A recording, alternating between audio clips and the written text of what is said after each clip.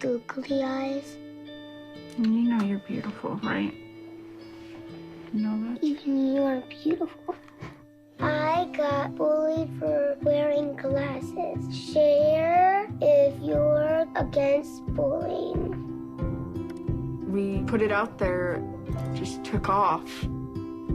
3 million people have shared this post. Don't let bullies get you down. I stand with you. Our whole family's wearing glasses. I wear glasses and I'm proud. I even have the army on my team. All the kind comments brought my child joy. I don't feel thank you is enough. Thanks.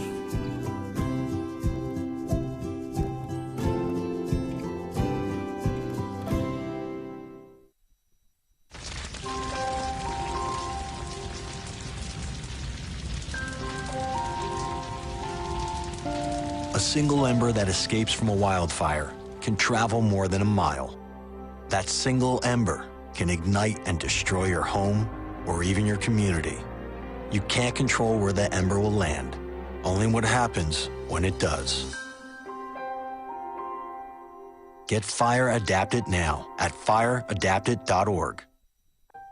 I wanted to find a bank with a purpose. I wanted to find a place that would take my money and not use it to cause the financial crisis, but to fix the financial crisis and to help end income inequality.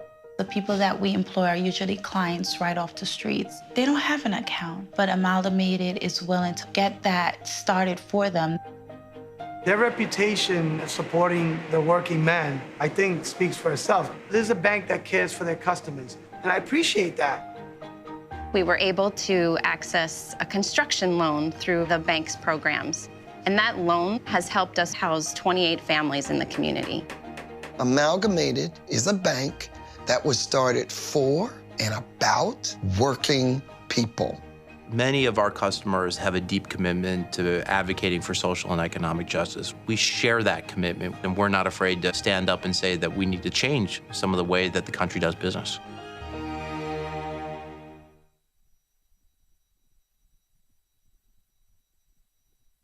I grew up in the housing projects of Cleveland. I didn't even know that life could be any better than it was. Education for me has been a way to get away from the agony of what was normal life. I want to be able to impact the community, not just look back on where I came from, but to reach back to where I came from and pull some people up with me. My name is David, and I am your dividend.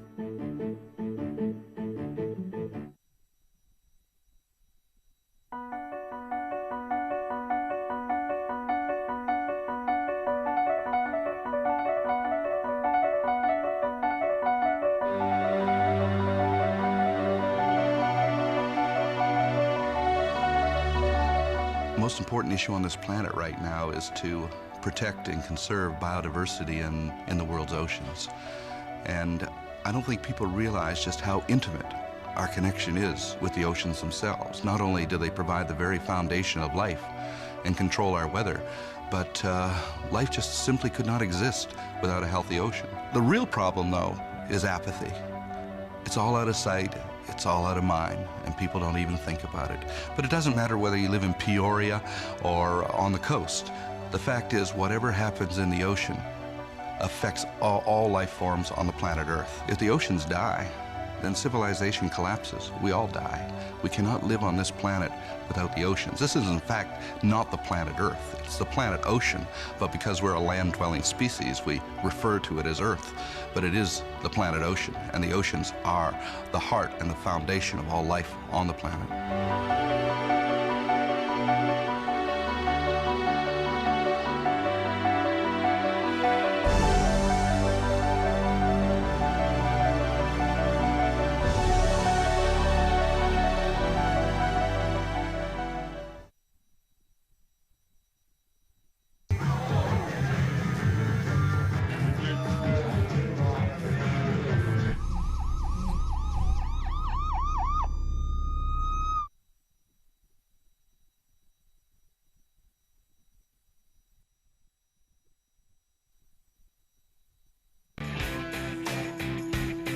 And here we go with another edition of the Bill Press Show, very special edition this Wednesday, March 30. How about it? So good to see you today here on Free Speech TV. And for those of you outside the United States, or even inside the United States, around the world, watching on our video stream, TawkrTV, we welcome you as well. YouTube.com/Tawker. TAWKRTV, of course. How about it? Well, loyalty pledge. What loyalty pledge? That's what the three Republican candidates said last night on CNN at the town hall to Anderson Cooper, backing away from a pledge they made earlier that they would definitely support whoever the Republican nominee happened to be. Donald Trump said, I don't think I'm being treated fairly, and so all bets are off. Ted Cruz almost said the same thing, and John Kasich said if there's anybody out there who's dividing this country and running a very negative campaign, he couldn't support that person. You know, the best thing that could happen for Democrats would be for one of those Republicans to launch a third-party candidate. Meanwhile, there will be a debate in New York between Bernie Sanders and Hillary Clinton. After opposing such a plan for over a month, Hillary Clinton yesterday said she'd be happy to debate Senator Sanders before the April 19 primary. No date has been set yet, and we don't know what cable network would carry it. Back to the Trump campaign for a second. Trump's campaign manager, Corey Lewandowski, charged with battery in the case of grabbing, allegedly, and pushing reporter Michelle Fields.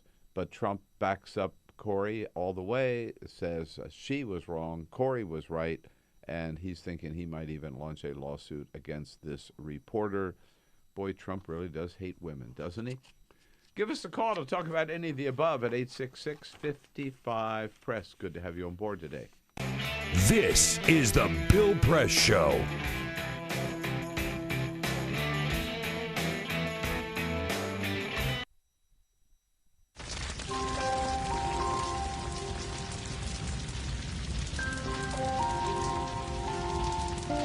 A single ember that escapes from a wildfire can travel more than a mile. That single ember can ignite and destroy your home or even your community. You can't control where the ember will land, only what happens when it does. Get Fire Adapted now at fireadapted.org. Columbine, Virginia Tech, Tucson, Aurora, Fort Hood, Oak Creek, Newtown. Newtown. Newtown. Newtown. How many more? How many more? How many more colleges? How many more classrooms? How many more movie theaters? How many more houses of faith? How many more shopping malls? How many more street corners? How many more? How many more? Enough. Enough. Enough. Enough. Demand a plan. Right now. As a mom. As a dad. As a friend. As a husband. As a wife. As an American. As an American. As an American. As a human being. For the children of Sandy Hook. Demand a plan. No more lists of names. It's not too soon. It's too late. Now is the time. Before we all know someone who loved someone on that list. No more lists.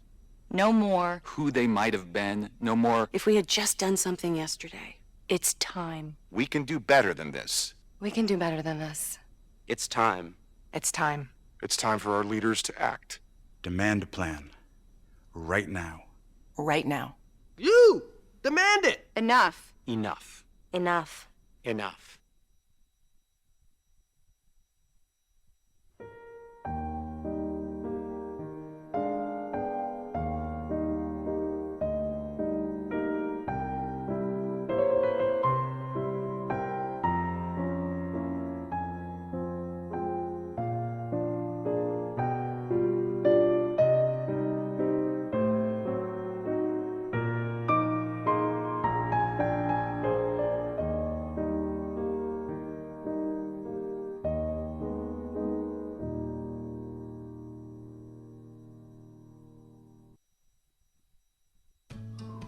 You wouldn't let money just blow out of your house.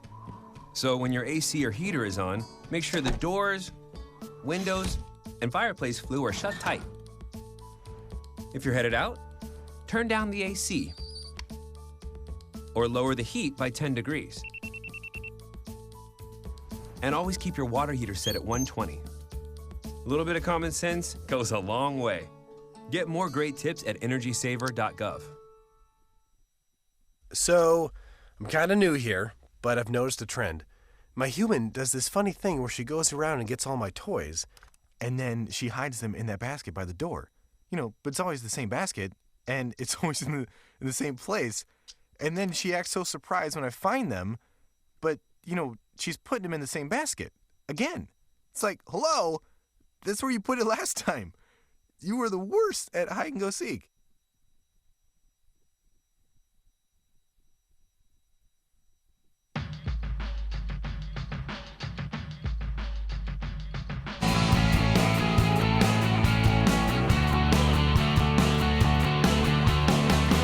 Broadcasting around the nation, on your radio, on your TV, and online.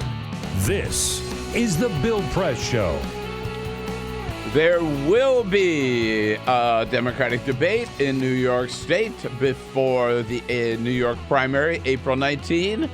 After all, yep, we all called for it yesterday, and Hillary Clinton has agreed. No date set yet, but we're making progress, friends. And what do you say? Great to see you today on this Wednesday. Happy Wednesday, March 30. Welcome to the Bill Press Show. Coming to you live from Washington, D.C., our nation's capital, our studio on Capitol Hill, where we are geared up to bring you all the news of the day on any front. Political news, the economic news, the world peace news, the terrorism news, whatever, wherever it's happening, wherever on the planet, we are there with you to bring you up to date and to take your calls at 866-55-PRESS, give you a chance to sound off about the news of the day, how things are turning, and what it all means to you, to your family, to your community, and to your country. 866-55-PRESS. Again, that's the toll-free number. You can send us your comments on Twitter at BP Show, and on Facebook at facebook.com/Bill Press Show. Off to a good start here, and it's a big week in Washington because even though Congress is out of town, the president is hosting a nuclear summit to talk about the problems of nuclear proliferation around the country. With world leaders, President Hollande of France, Prime Minister David Cameron from the UK, Prime Minister Justin Trudeau back in town. He was here just a couple of weeks ago, and many other world leaders present to discuss this growing problem, serious problem, with a lot of nuclear material out there unaccounted for. And our own Joe Cirincione from the Plowshares Fund will be here in studio with us to talk about the gravity of this situation as well. Again, great to see you today. And our team here, sans Peter Ogburn, off for the week, but Jamie Benson, bearing Peter's responsibilities as well as his own. Hi, Jamie. I'm surviving, Bill. So far, so good. 2 days down, starting on day 3 here.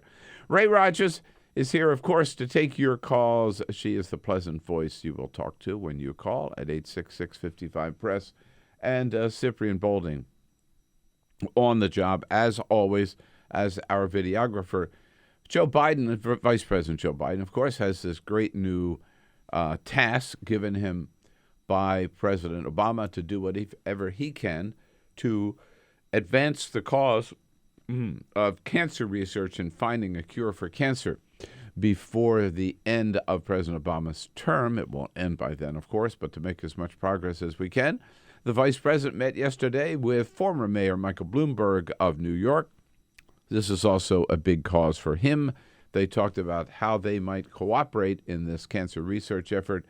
And then Michael Bloomberg dropped the bomb and suggested, maybe there's something else we ought to be talking about.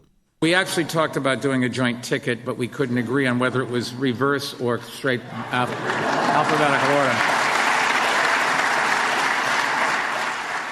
Kind of flubbed that line a little bit. But yeah, he did flub the line. It's still funny. But we got what he was talking about. Whether it was going to be, he just should have said whether it was going to be Biden-Bloomberg or Bloomberg-Biden? Did they go in alphabetical order or not? I think both of them are such big egos that they would only agree. They'd spend days debating this in a locked room. No. They would only agree if they were on top of the ticket. True. Sure. There you go. Right. All right. And by the way, speaking about loyalty to the ticket, there wasn't much on the shown on the Republican side last night at that big debate on big town hall on CNN. We'll talk about that with you. And David Jackson from USA Today will join us as he does every Wednesday. Again, Joe Cirincione will be along a little bit later. Veteran journalist Tom DeFrank here as a friend of Bill. And Betsy Woodruff, who's been right in the middle of a lot of the Donald Trump flap, will be here in studio as well. Betsy Woodruff from the Daily Beast. But first... This is the Full Court Press. All right, just a couple of other stories for you on this Wednesday morning. Hollywood lost a great star yesterday. Patty Duke died at the age of 69. She died of sepsis. Patty Duke, of course, best known for her portrayal of Helen Keller in The Miracle Worker as a child star. She had a very tumultuous upbringing. She had very controlling managers who took her away from her mother at a very young age. She also suffered from bipolar disorder later in life. But good thing about all this is she was very outspoken about it. She even starred in a movie based on her memoir about what it was like growing up in such a difficult childhood. She also married the great actor John Astin and had a son, Sean Astin, who is now a successful Hollywood actor. So rest in peace to the great Patty Duke. Mm-hmm. And I don't know if you saw this yesterday, Bill, but during the Egypt Air flight hijacking, we all saw how ridiculous that ended up with the guy who hijacked the plane ended up it just being a dispute with his ex-wife, right? Well, one of the passengers on the plane, a British man named Ben Innes, posed with the actual hijacker, with this guy's fake suicide vest on, and took a selfie with him while still on the plane. The footage from the tarmac shows that Ben was actually one of the last passengers let off the plane. So I'd guess that maybe the hijacker and Ben had a little bit of a funny, jokey friendship going on there at the end. Yeah, sorry, I can't leave the plane yet. I got to get my selfie with a hijacker. It's just ridiculous. Quote, "I'm not sure why I did it. I just threw caution in the wind while trying to stay cheerful in the face of adversity." Not appropriate for what was going on there. People take selfies with anybody these days. Yeah. The Pope, Obama, hijackers. And finally, we read this story last week. Microsoft thought it would be a great idea to create a chatbot, a robot Twitter account called Tay, that if you tweeted at it, you tweeted a question, Tay would automatically respond back with an answer. You know, like the smart computer from IBM, right? Yeah. Well, once Tay went online last week, users thought they'd have a little fun with it, and they decided to refashion Tay as a white supremacist mouthpiece by getting Tay to state that the Holocaust was fiction, blaming 9/11 on George W. Bush, and describing Obama as a, quote, monkey. Well, Microsoft, after dealing with the backlash of the Tay disaster, brought Tay back online overnight. She immediately launched into a deluge of tweets, many repeating the same phrase, quote, "You are too fast, please take a rest." After about a half an hour of this, she went quiet again. So Microsoft just can't get it right here. Yeah, I think this is a bad idea to begin with, and they ought to just drop it. Yeah. Right. All right. Yes, indeed. Thank you, Jamie. Most of the political news last night, again, what we talked about yesterday morning here to start off the show, whether or not there should be a debate, as Bernie Sanders had requested in New York State before the primary.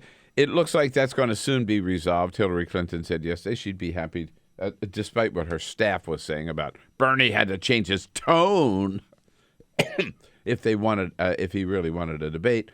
The candidate sort of overruled her staff, apparently, and said she'd be happy to debate Senator Sanders before the New York primary. Now the details have to be worked out, what network would carry it. I'm sure they would all vie to carry it, and where the debate would be held, at what time and what day and all that kind of stuff. But that's good. That's good news, and we're glad it happened. Good for Secretary Clinton for going along. But the rest of the, most of the political news yesterday was on the Republican side, and it started out with news early in the day, right after our program, that Donald Trump's campaign manager, Corey Lewandowski, had been charged with battery for his accosting reporter Michelle Fields of Breitbart. And it was so interesting yesterday because Ben Terris was in studio with us. Ben Terris, young reporter for the Washington Post, who was actually there at the event alongside of Michelle Fields. And he's the one, when Corey Lewandowski denied that he had touched her, Ben Terris said, "Oh, yes, he did. I was right there. I saw it." So when Ben was with us yesterday, neither one of us knew that within an hour of his being in the studio, Corey Lewandowski would actually be charged with battery. If you recall, those of you who were with us yesterday at the time, I asked Ben whether Michelle Fields had filed any charges, and he said she had not originally intended to.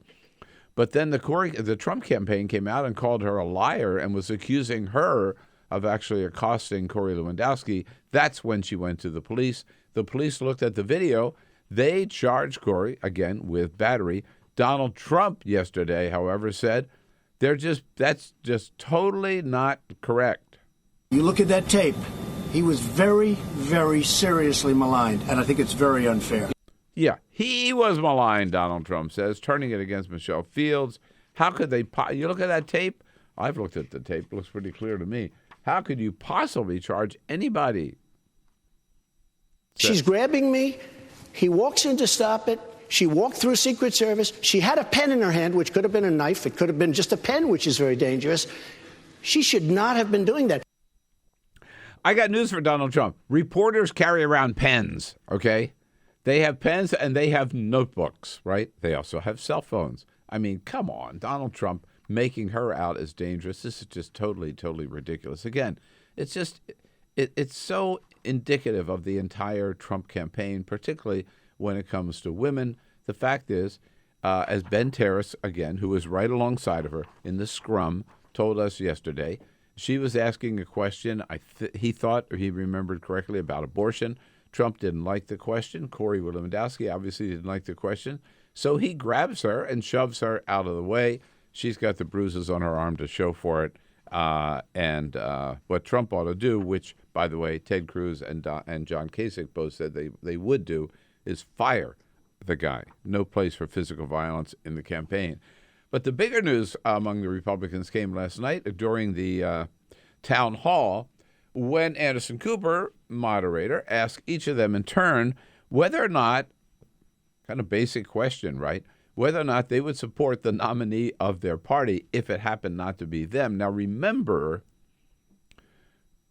early on, the very first debate, the Fox debate, which still got the biggest ratings so far, the very first question was, would you agree to support the nominee of the party? If not, raise your hand. And the only hand that went up was Donald Trump, right? After that, Reince Priebus kind of called everybody in, all 17 at the time, and said, we want you to sign the loyalty pledge that you will support the nominee of the Republican Party. And they all signed it. Now, the three that are left are having second thoughts.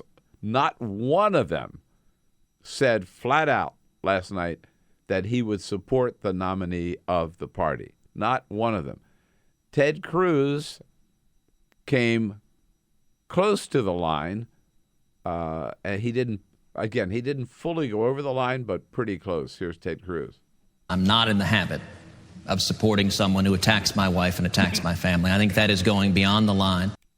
Well, that means unless John Kasich is a nominee, Ted Cruz is not going to, Ted Cruz is a nominee, he's not going to support. That's big from Ted Cruz. Ted Cruz said back in December that Donald Trump was fantastic.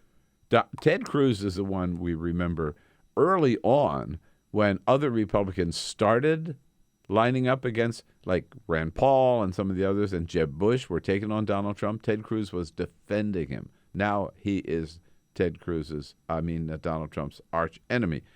As for Donald Trump, would he support that? Does he still stand by the loyalty pledge? Do you continue to pledge whoever the Republican nominee is? No, I don't anymore. Look, you don't? No, we'll see who it is. No, doesn't stand by that pledge anymore. And John Kasich, in fact, says, don't count on me either. I got to see what happens. If the nominee is somebody that I think is really hurting the country and dividing the country, I can't stand behind them, but we have a ways to go. Let's see how this all folds out. Aha. If somebody divides the country, if somebody attacks my wife, you know who they're talking about. Here's a question to you. Will Trump run as a third-party candidate, or will somebody else? If Trump is a nominee, will somebody else run as a third-party candidate? 866-55-PRESS. Are we looking at an independent run, a third-party run on the Republican side? People were afraid Bernie Sanders would do that. He's not going to do that. He told me he's not going to do that. But on the Republican side, we could have a third-party candidate. Let me tell you, there would be nothing better for Democrats than for Donald Trump to run as an independent. 866-55-PRESS. Let's talk about it here on The Bill Press Show this Wednesday, March 30. Follow us on Twitter @BP Show. This is The Bill Press Show.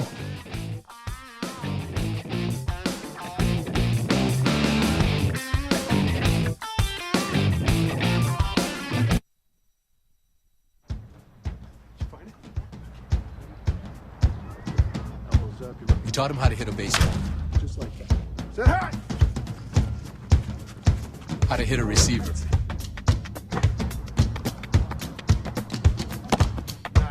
The strike zone. The net. You taught him how to hit the upper corner.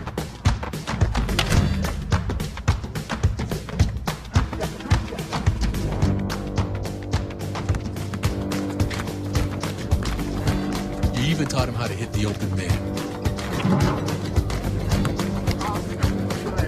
But how much time have you spent teaching him what not to hit?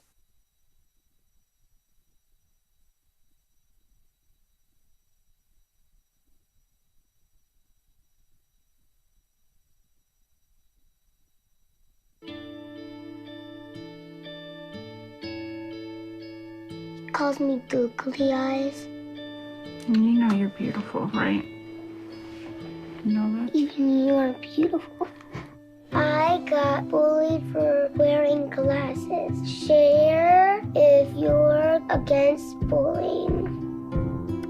We put it out there, just took off. 3 million people have shared this post. Don't let bullies get you down. I stand with you. The whole family's wearing glasses. I wear glasses and I'm proud. I even have the army on my team. All the kind comments brought my child joy. I don't feel thank you is enough. Thanks.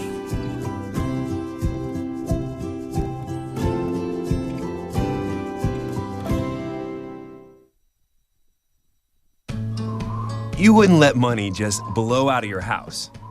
So when your AC or heater is on, make sure the doors, windows, and fireplace flue are shut tight. If you're headed out, turn down the AC or lower the heat by 10 degrees. And always keep your water heater set at 120. A little bit of common sense goes a long way. Get more great tips at energysaver.gov. So, I'm kind of new here, but I've noticed a trend. My human does this funny thing where she goes around and gets all my toys, and then she hides them in that basket by the door. But it's always the same basket, and it's always in the same place. And then she acts so surprised when I find them, but, she's putting them in the same basket. Again. It's like, hello, that's where you put it last time. You were the worst at hide and go seek. I grew up in the housing projects of Cleveland. I didn't even know that life could be any better than it was. Education for me has been a way to get away from the agony of what was normal life. I want to be able to impact the community, not just look back on where I came from, but to reach back to where I came from and pull some people up with me. My name is David, and I am your dividend.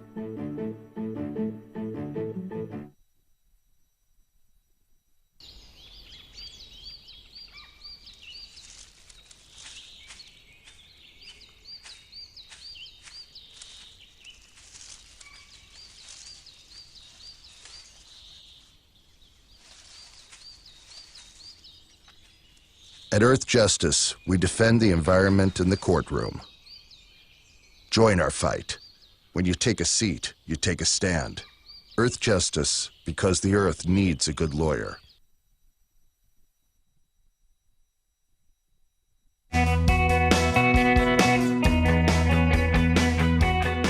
This is the Bill Press Show.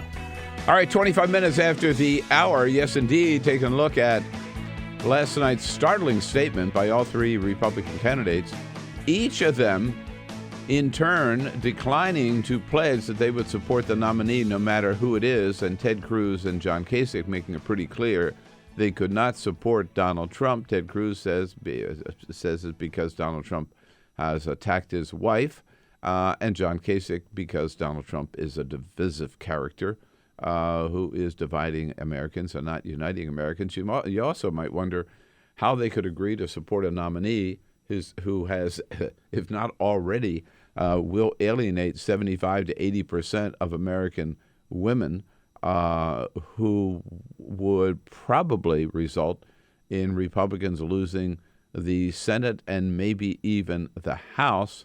And yet early on, they did sign a pledge to support the loyalty pledge to support the Republican nominee. At that time, of course, none of them thought it could end up being Donald Trump.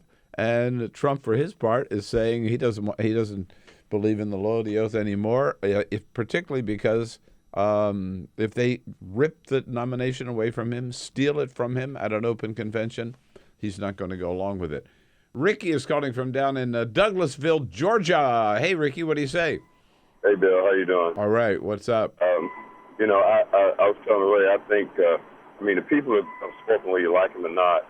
If he gets the majority of those delegates, he needs to be the nominee. Now, if they don't do that, he's going to run third party. Or if they get if they give him the nomination, I'm not sure if they're going to put somebody else in there. If they do that, I think it's a great mistake. Just like I think it's a mistake that they're not having hearings on this judge. They don't have to confirm him, but they need to have hearings. I think they're imploding. I'm a conservative. I'm not a Republican. I'm a conservative, but I think they're making a grave mistake. And at the way, as you said earlier, Democrats ought to be happy because can you say President Clinton? Because the way I see it right now, that's where it's heading. Regardless of what they do, if Trump gets it, I think the people like Trump because the Americans, at least on that side particularly, are tired of the fancy speeches and the politically correct, and you get in there and you do something else. Yeah. He's brash. Hey, Ricky, sorry, got to jump in just because they're the clock running out here. But so good to hear from you. And boy, I certainly agree with you on several points there. But on the Supreme Court, I think the Republicans are committing political suicide. But here's what it is. They're refusing to do their job. People don't like that. This is the Bill Press Show.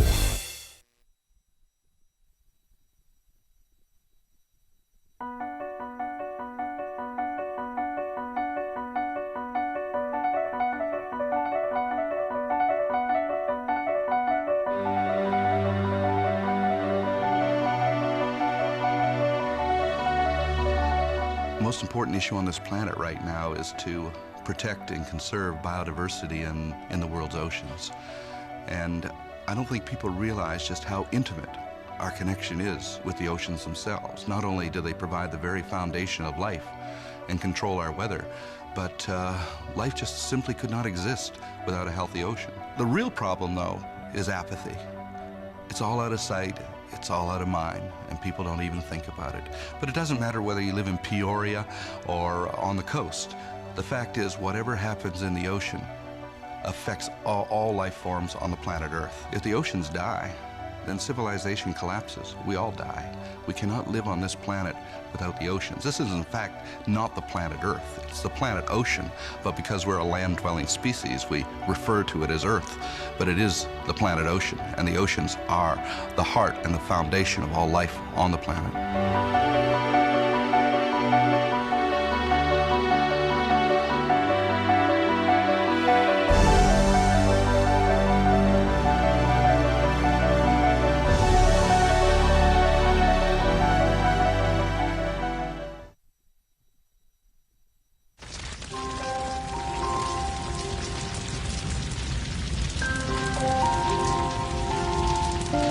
A single ember that escapes from a wildfire can travel more than a mile.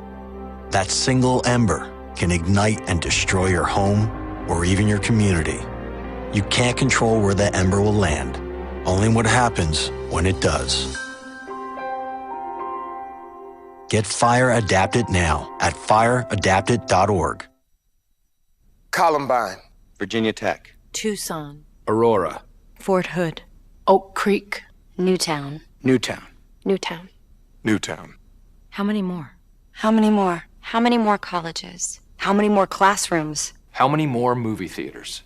How many more houses of faith? How many more shopping malls? How many more street corners? How many more? How many more? Enough. Enough. Enough. Enough. Demand a plan. Right now. As a mom. As a dad. As a friend. As a husband. As a wife. As an American. As an American. As an American. As a human being. For the children of Sandy Hook. Demand a plan. No more lists of names. It's not too soon. It's too late. Now is the time. Before we all know someone who loved someone on that list. No more lists. No more. Who they might have been. No more. If we had just done something yesterday.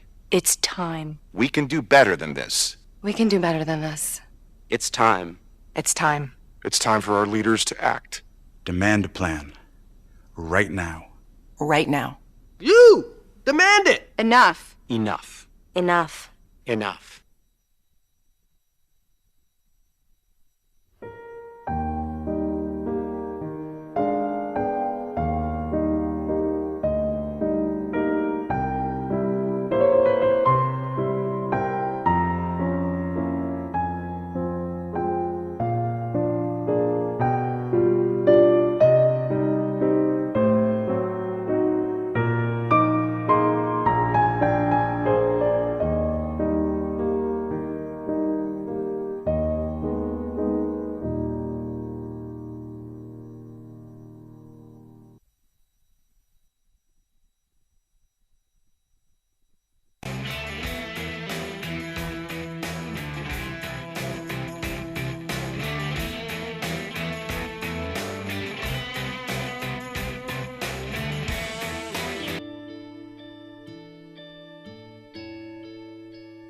Calls me googly eyes.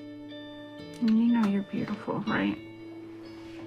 You know that? Even you are beautiful. I got bullied for wearing glasses. Share if you're against bullying. We put it out there, just took off. 3 million people have shared this post. Don't let bullies get you down. I stand with you. Our whole family's wearing glasses. I wear glasses and I'm proud. I even have the army on my team. All the kind comments brought my child joy. I don't feel thank you is enough. Next.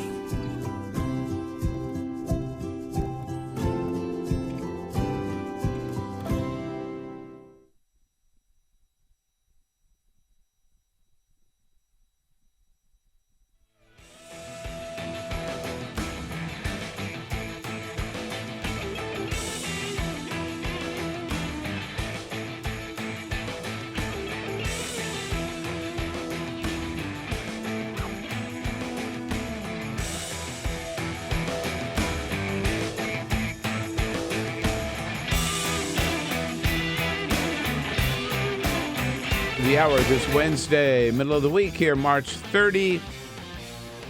The Bill Press Show, here with you on your local progressive talk radio station. You're looking good in Radioland, and here with you on Free Speech TV as well. Looking good on TV today. David Jackson from USA Today joins us in the next segment. Been talking about the news on the Republican side with all three candidates who are left refusing last night or declining last night to agree that they would support the Republican nominee no matter who it is. Think about the implications for the Republican Party when some of their three remaining candidates, but the leaders of the party refuse to support the nominee of the party. What does that mean for party unity? There is none. What does that mean for U.S. Senate races, for House races? I think it means they could lose the whole enchilada. Not only fail to take over back the White House, but allow Democrats to regain control of the Senate and even the House of Representatives. That would require some 65 seats, but that is doable. Republicans gained a lot more than that in 2010 when they took back the House. On the Democratic side, both Hillary and Bernie yesterday campaigning as they should have been in Wisconsin, because that's a great big next primary on April 5. Hillary Clinton making an issue again, as she has, about the need for new gun safety legislation. The NRA always says, well, changing the laws won't stop all of the killings. I think if we stop any of the killings by changing the laws, that's a big step forward. Yep, President Obama makes the same point. You're never going to stop every single mass murder or every act of gun violence, but you stop just one, it's worth it. Bernie Sanders taking full aim at Governor Scott Walker, who is less and less popular in Wisconsin, and particularly Bernie says that with a big turnout we can demonstrate that Scott Walker's policies have failed. Next Tuesday, let us show Governor Walker that his plans have failed. Let's have the largest voter turnout. Governor Walker. Bernie never fails when Bernie it comes is to Brooklyn, no matter where he is. Yes, indeed.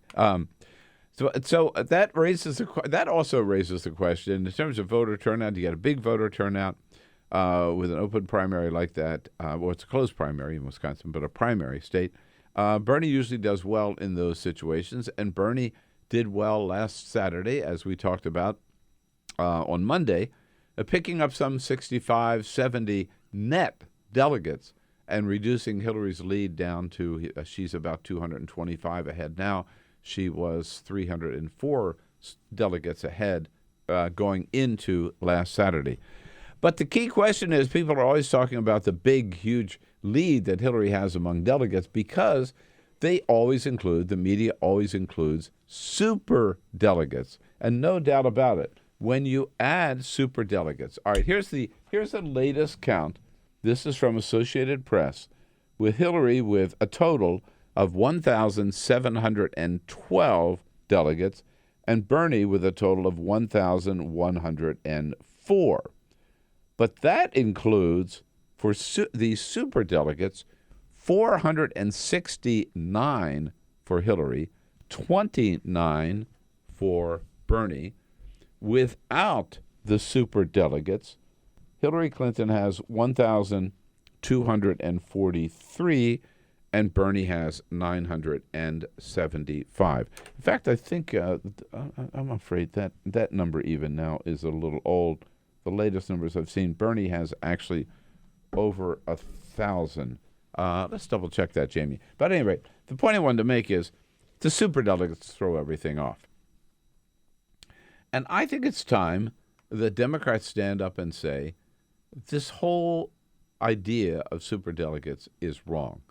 You know, it hasn't been around that long. It was adopted in the 1980s, I believe, by the Democratic Party. And to basically give party bosses a chance to prevent some outsider like a Howard Dean, like a Bernie Sanders, from winning the nomination because they didn't think they were part of the Democratic establishment.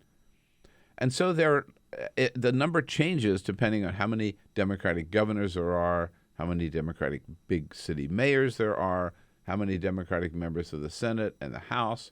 But all of these people, they get an honorific delegate badge, if you will. This year, there happen to be 712 of them.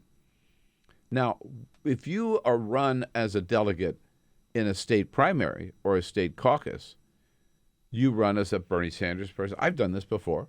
When I was active in Democratic politics in California, I ran as a delegate, and I even forget. I think at the time I ran as a Bill Clinton delegate.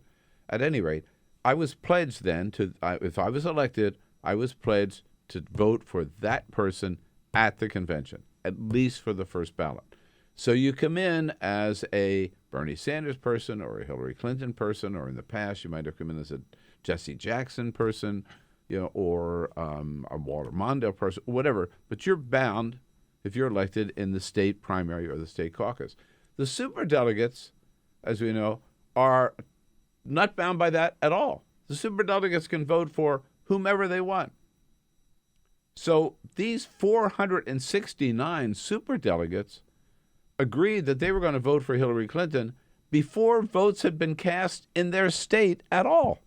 Before any votes had been cast in the Democratic primary, she had already lined up 469 superdelegates. So what these people are saying, in effect, is we don't care what the voters in our state think. We're going to vote for Hillary Clinton. Or we don't care if Bernie Sanders wins our state by 60%, 70%. Who cares? They don't care. They're going to vote for Hillary. It is, as I've written a column about this, I've been talking about it on the air, this is as undemocratic as you could get. And I'm looking at the Real Clear Politics tally of delegates. I think you had it right. 469 definitely for the superdelegates for Hillary, 29 for Bernie. Right. As far as delegates, 1243 for Hillary, 975 for Sanders. So less than 300 differential there. Total. No, the total has changed now. Well, that's Real Clear. We usually trust them. When it comes to the delegate count. Okay. Yeah.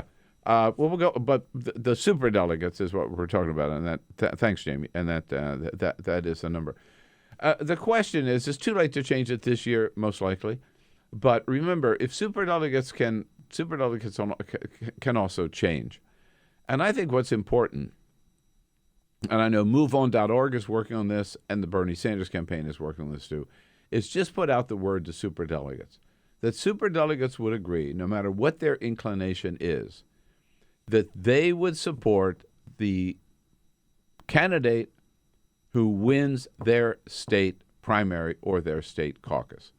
And that's the way it is with the Republican Party. The Republicans only have 3 superdelegates per state, by the way.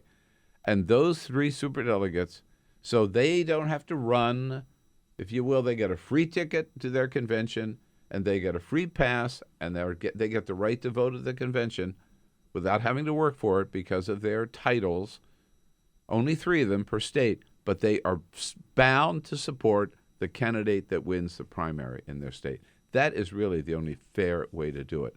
And I think if the Democratic Party is smart, they will make that their rule as well. By the way, the cover of the New York Daily News this morning reads, "Crock the vote. Superdelegates, even if Bernie wins our state, will still pick Hill because she's our pal." New York Daily News. New York Daily News. Cover the New York Daily News this morning. Well, guess what? Thank you. Reinforcing my point. This ain't about picking your pal. This is letting the people decide who the nominee is going to be. David Jackson coming up next here from USA Today. Your place to talk about the 2016 election. This is the Bill Press Show.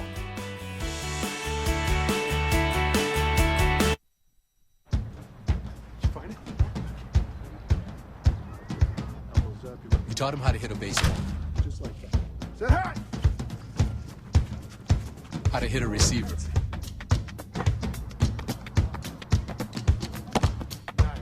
The strike zone.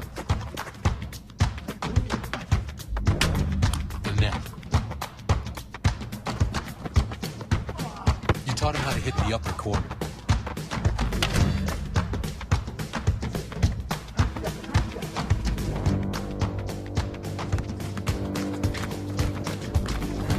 You even taught him how to hit the open man. But how much time have you spent teaching him what not to hit?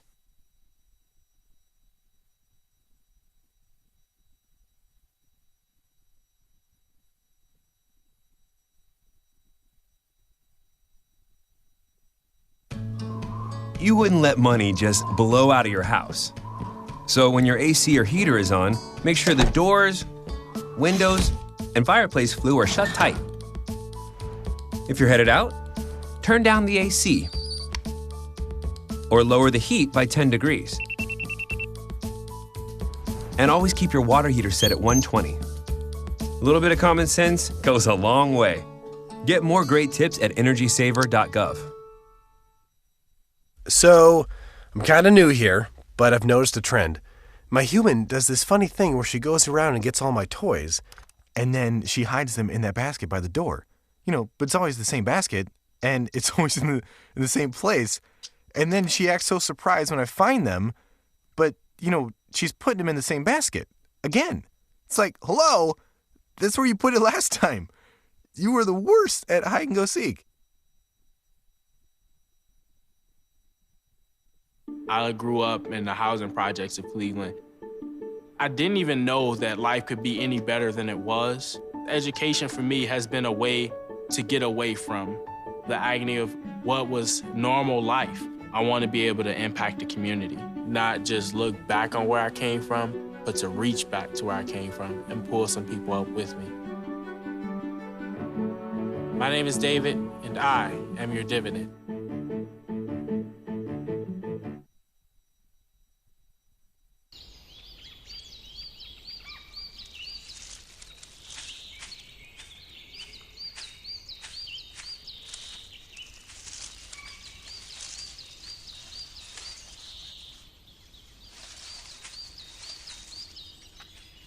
At Earth Justice, we defend the environment in the courtroom.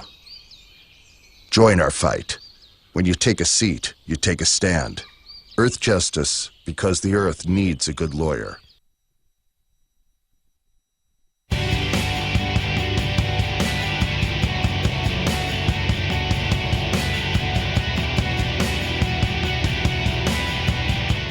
Help keep all the presidential candidates straight with your progressive headquarters for the 2016 election. This is The Bill Press Show.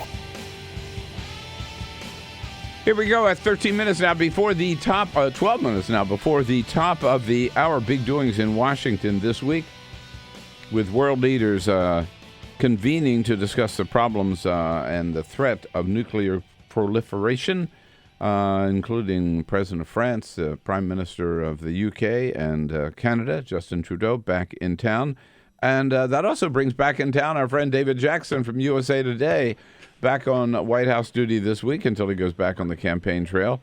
Good morning, Mr. Jackson. Good morning, Mr. Press. Yeah, nothing like a chat about nuclear terrorism to really perk up your week. I know. What is this? What prompted this summit? Is this a U.S. government invitation summit? It's pretty much an Obama-driven thing. I mean, when he campaigned, and even back in his days in the Senate, he was concerned about nuclear proliferation, and he made it a big issue. On one of his first foreign trips in 2009, he gave a speech about the issue, and he wanted to set up a biannual meeting among countries to discuss ways to secure nuclear material, store it, and eliminate it if possible. And this is the fourth such meeting. The first one was in 2010. And he's had one every 2 years since. So it's these nuclear security summits are one of the legacies of President Obama. And we saw that in Brussels this week after the attack at the airport and the metro station, one of the things they said that they were concerned about there was the threat facing nuclear power plants and nuclear material.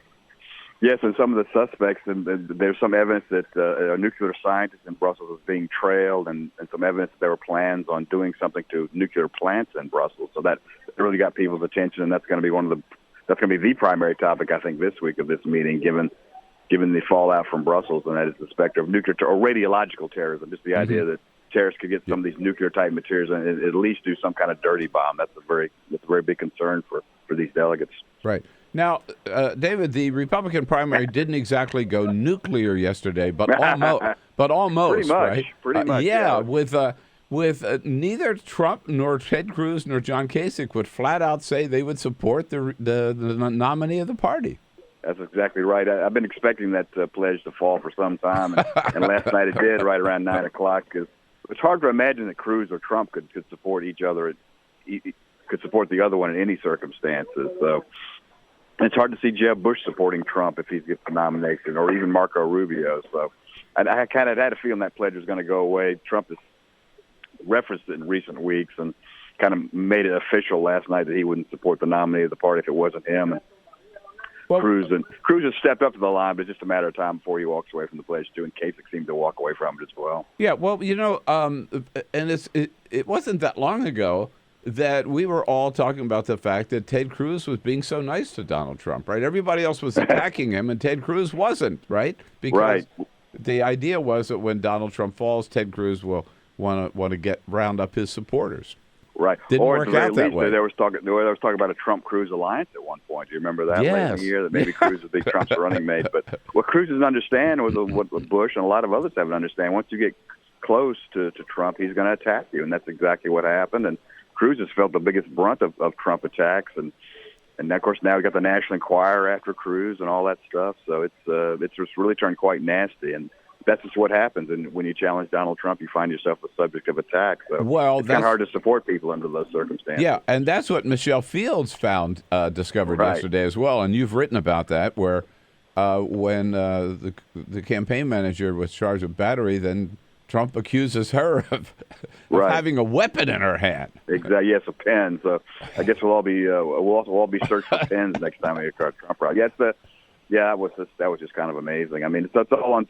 People can look at the tape and judge for themselves whether it was an assault or not, but there's not much doubt that. There's not much doubt that something happened there. It's pretty clear that Lewandowski grabbed her, right? Right. And why or whatever, she certainly was not a threat. She was trying to ask Trump a question. Yeah. I'm not sure he recognized her because Breitbart has given pretty good coverage to the Trump campaign, and that there's a closeness there. I'm not sure Lewandowski recognized who she was. I think he was reacting to the fact that she was pressing Trump on some kind of question. Well, that's her job, isn't it? Right. Yes. Exactly. So is these charges serious? I mean, what could happen here? I mean, I don't think they're that serious. I mean, there's a couple. It's Florida. I'm not that familiar with Florida law, but I think they could take it to a grand jury and have the grand jury, not indict. So that's one way you get out of it. Another option is to work out some kind of plea bargain. Mostly in cases like this, I don't think there's going to be jail time involved. I'm told that a lot of time what happens in these cases, the people are sentenced to anger management training. So I think that would be about the worst that could happen to them. I don't think we're looking at any kind of jail time here.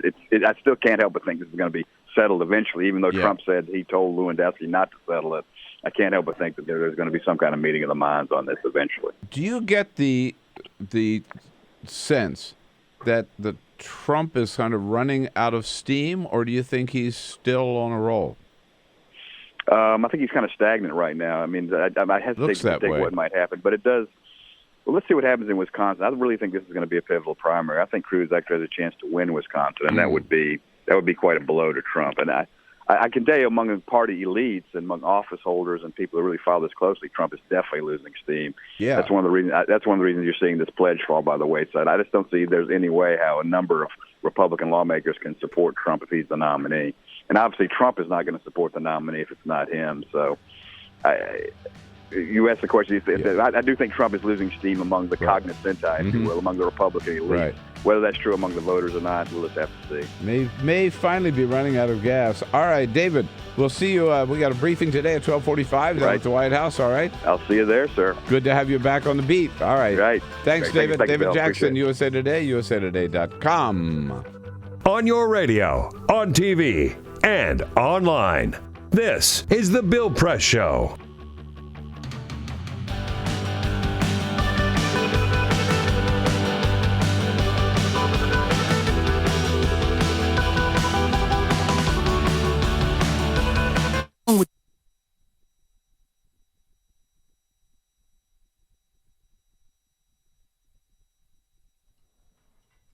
my 6th birthday, my grandpa gave me a Rubik's Cube. I'll always be able to remember its edges, hold it in my hands, heft the weight of an overwhelming problem. I remember him telling me about it. How Rubik's Cube has 43 quintillion, 252 quadrillion, 3 trillion, 274 billion, 489 million, 856,000 possibilities. He told me it can be really confusing sometimes. But to look at the center squares as a reminder of what color each side should be. Shift. We're celebrating his 50th wedding anniversary. He and Grandma are dancing a dance that only fragile legs and wrinkled hands know how to. That type of happiness took him 70 years to earn. The white side of the cube is solved. Shift. He tells me about how he met Grandma. His college friends had a sunset picnic. She was there, as beautiful as an unsolved puzzle. She was a red-headed scramble on an orange tile sky. Shift. The walls of the hospital are blue. The nurses explain that his memories had become jumbled. Strangers in family portraits, pictures with mismatched faces. Alzheimer's has made his mind into a Rubik's Cube. Shift. He's a highway patrolman. His car is white. No, it's blue. He worked there for 30 years. Some nights he still does. Time is a complicated algorithm. Shift. The pills he holds are yellow and red and green. The weight of their color causes his hand to drop. I try to shift his tiles back into place, but people don't have center squares. His mind is a hospital bed divided by 0. Shift. My sister's wedding is white, but he doesn't know why. Shift. World War II is every color. The South Pacific is blue. The islands are green. There is so much red. Shift. Grandpa, table, cube, name, scramble, California, guitar, grapefruit, highway, wedding bell, war, stick shift rifles, South Pacific mirrors. Shift, shift, shift, shift, shift, shift, shift. The temperature of his hands is blue. Death is colorless. I will always remember his edges. Hold him in my hands. Heft the weight of an overwhelming problem. I was unable to attend his funeral. I never found out the algorithm to solve him. A Rubik's Cube has over 43 quintillion possibilities. A casket only has one.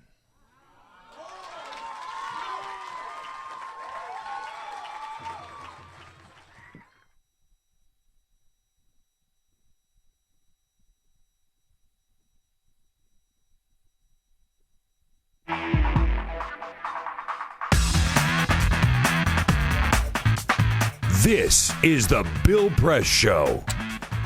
Hey, we checked with Bloomberg and got those final numbers here on the at this moment, rather not final. At this moment, the delegate count is a total of 1,712 for Hillary Clinton, including 479 superdelegates, 1,004 total for Bernie Sanders, including 29 superdelegates. The difference between Bernie and Hillary at this point, with more delegates from Washington state to be allocated, is Hillary with a lead of 268 in the pledged delegate matter. Joe Cirincione will be here from the Powell Shares Fund to talk to us about this big nuclear summit coming up right at the top of the next hour. This is the Bill Press Show.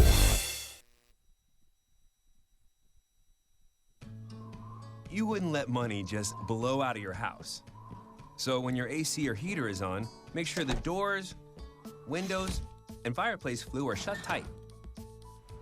If you're headed out, turn down the AC or lower the heat by 10 degrees. And always keep your water heater set at 120. A little bit of common sense goes a long way. Get more great tips at energysaver.gov. So, I'm kind of new here, but I've noticed a trend. My human does this funny thing where she goes around and gets all my toys, and then she hides them in that basket by the door. But it's always the same basket, and it's always in the same place. And then she acts so surprised when I find them, but, she's putting them in the same basket. Again. It's like, hello? That's where you put it last time. You were the worst at hide and go seek.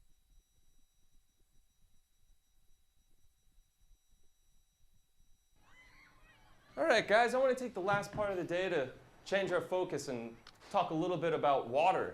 There's rivers, there's lakes, there's huge oceans. You get thirsty, you just go and you get some water, right? We rely on rain for our water. We even rely on snow. But what if it doesn't rain? What if it doesn't snow? We have to get the word out about water conservation. I want you to tell your parents, your friends, your neighbors, how important it is to save water. It's up to you guys to save the planet. All right?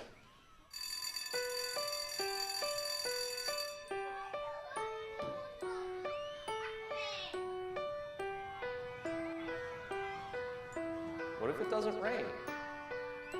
What if it doesn't snow? We have to get the word out about water conservation. It's up to you guys to save the planet.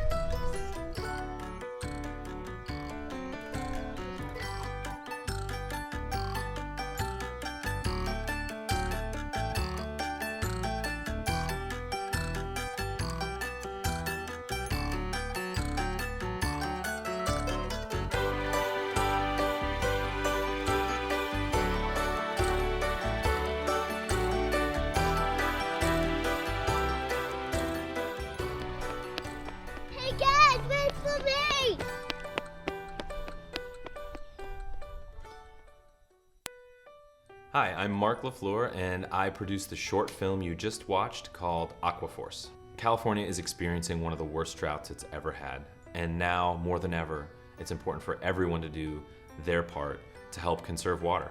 The reason I made this film is because I wanted to make something fun and informative that would get people talking about the California drought. Obviously, this is an important issue because we have a limited amount of clean drinking water. I think it was very important to let people know, especially young people, that this is an important resource, maybe our most important resource, and it's something that we can't take for granted and we certainly can't waste. I really wanted this to be something that children would respond to. The kind of thing that any kid anywhere in the world, no matter what language they speak, could understand the story and be entertained by it and leave it knowing that this is something important, that if they didn't already know about this, that it's now going to be a part of the way that they think about water, the way that they live life, and that it's something that they'll share with their friends. The fact that they watch this video once or twice and they immediately understand that water is important, that's it. That was the whole point of this thing, to get it into the conversation, to make it something that kids are thinking about, talking about, that they're aware of, and that they know is important. This project was self-funded, so we relied on the support of our community to make it happen. It was pretty amazing to just have our neighbors, our friends, and our coworkers come together and volunteer their time and their homes and their kids to make this thing happen. Thanks for checking out the video. Keep the Aquaforce going, and thanks for watching Free Speech TV.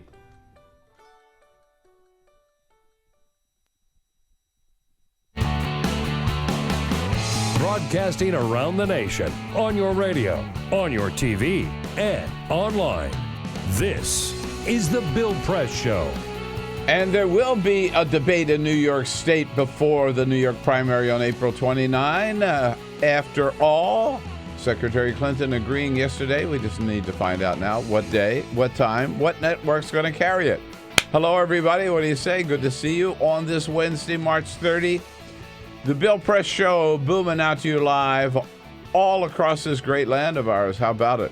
We may be here in Washington, D.C., but actually we are there with you wherever you are in this great country of ours, on the radio and on television. How about it? Coast to coast, we're there with you on your local progressive talk radio station.